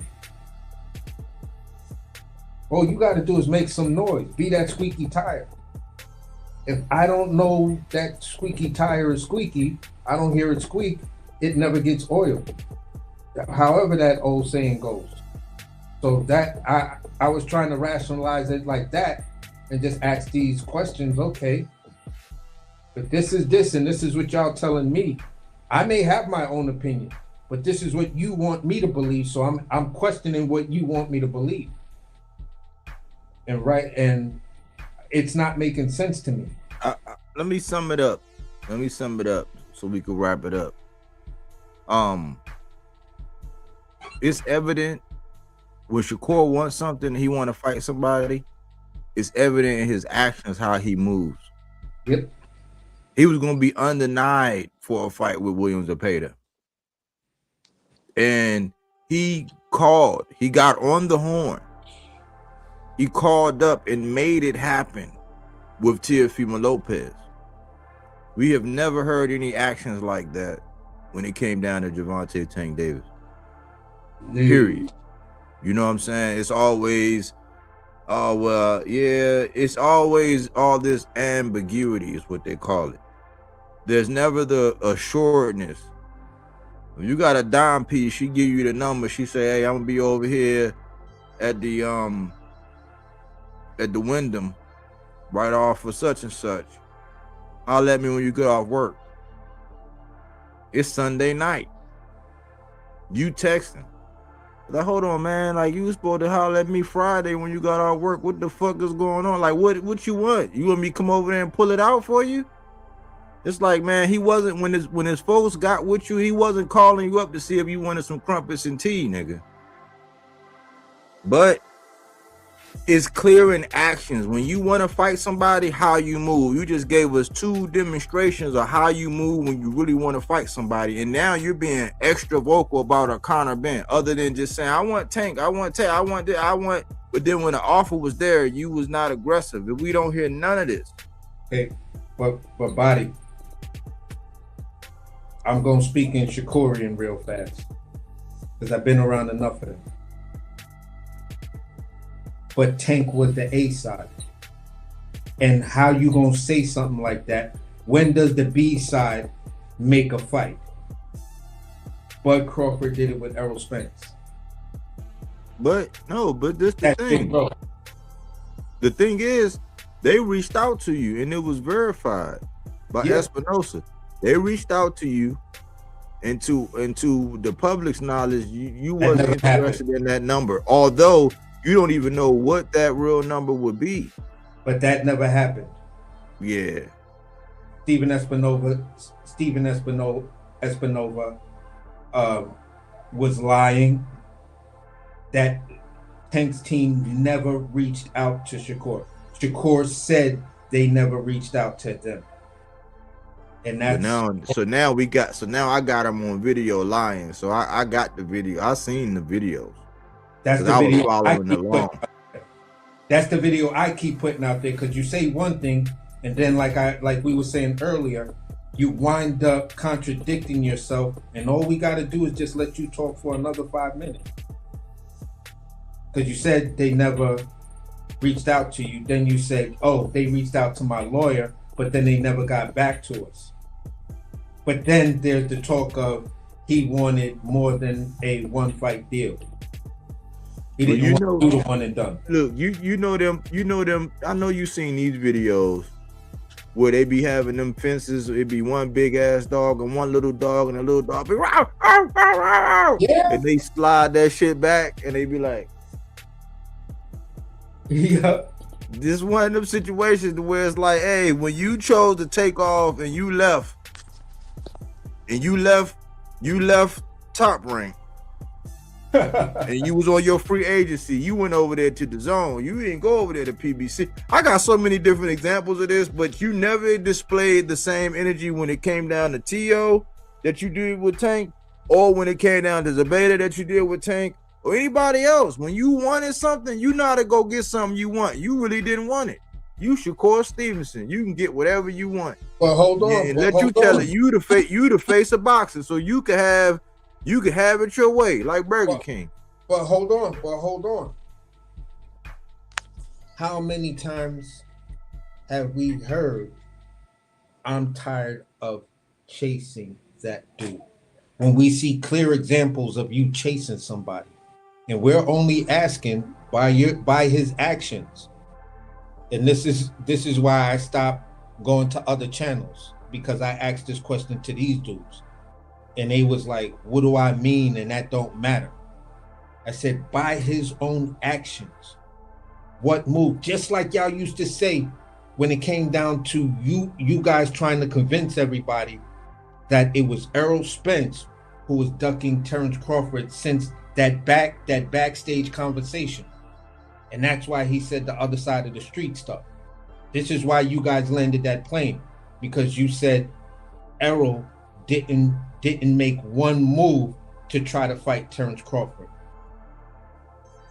And then y'all double down on it and say it was Bud that called him to make the fight. So along those lines, and this is Lil Bro, you talking about Lil Bro.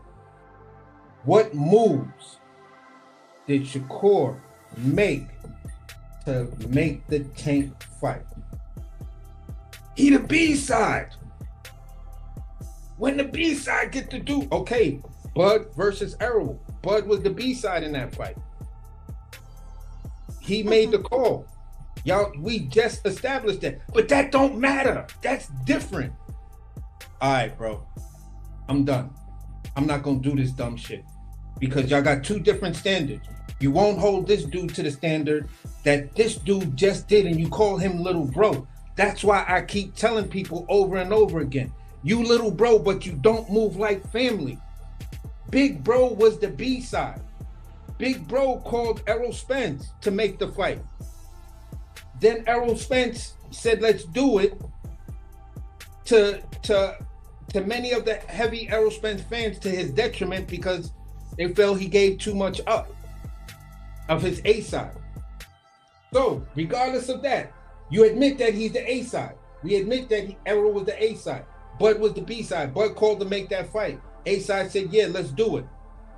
They're two big names. This is Tank Davis and Shakur Stevenson. Shakur Stevenson is the B-side. Why can't the B-side call the A-side, and the A-side will say, hell yeah, let's make this fight? He didn't want it. It's just that simple. I mean, he just didn't want it, man. It's Your own cool, promotion. but he got the world food into thinking it's cool. It's just, you know, it was strategic. How you moving the strategic? That wasn't in the roadmap of your career. It's cool as long as, you know, the real ones know what it really is. You built your name off of that guy, and now you're trying to claim legacy because you want people to believe a narrative that one of the baddest motherfucker, if not the baddest motherfucker at 135 pounds that we've seen in a minute was Gervonta Tank Davis, and now you want to build your legacy on the fact that y'all gonna move forward and say, yeah, we never got the Tank fight because he ducked me. I got tired of chasing that guy. That's why when the conversation comes up, will we get a Tank? I don't want to talk about that dude. I don't want to talk about him. But we know what you're about to set up. You're about to set that talking point up and watch one of these Shakurian channels come out and say, yeah, Shakur's on legacy, you know, and this is why Tank ducked him. And your whole thing is going to be, yeah, he just did this and this is why Tank ducked him. Even if your ass blew up and you were fighting at 168 pounds, they going to say you fought the 168-pound champion, you on your 6th division or whatever, and they going to say, this is why Tank ducked him. That's your legacy, bro. And I understand what you're trying to do. That's why on that side of it, I'm not going to be fucking with you on that. If I see that really start to happen and take shape, I'm gonna be like, that shit is kind of corny right there. Because this man, those of us who lived it in real time, knew that you didn't go after Tank like you did with Zepeda. You didn't go after Tank like you're doing with Tio. And if Tio is the A side and you admitted, yeah, he the A side, that's the way they got it, then you were the B side who called the fucking A side to make a fight. Bro, can we look at it that way, people? That we just got a clear example of it?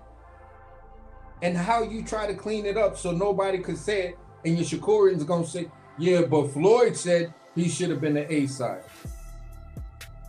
I don't give a fuck what Floyd said. I'm telling you what happened in real life. Y'all made the excuse that this couldn't happen because he was the B side. Big Brother did it. You just did it with Tio. Bro. Yeah. Truth hurts, don't it? Now where's Rakim to do the remix? For real. But that's where I land. You got to drop the mic on that one, man. Hey, Calico, what's that channel you be on, man? What's the name of that channel? What you talking about? I thought I wrote that name down. Rap Star Boxing. Rap Star Boxing. Yeah. You on YouTube? Yeah. Okay. I'm gonna look him up, man. But would you got anything before we leave, bro? No, that's it, man. I definitely appreciate you. You know, so No it's problem, always man. a great build. All right, man. Well, shoot. Till the next time, fellas. Yeah, till next time, man. Good show. Sure. I appreciate you.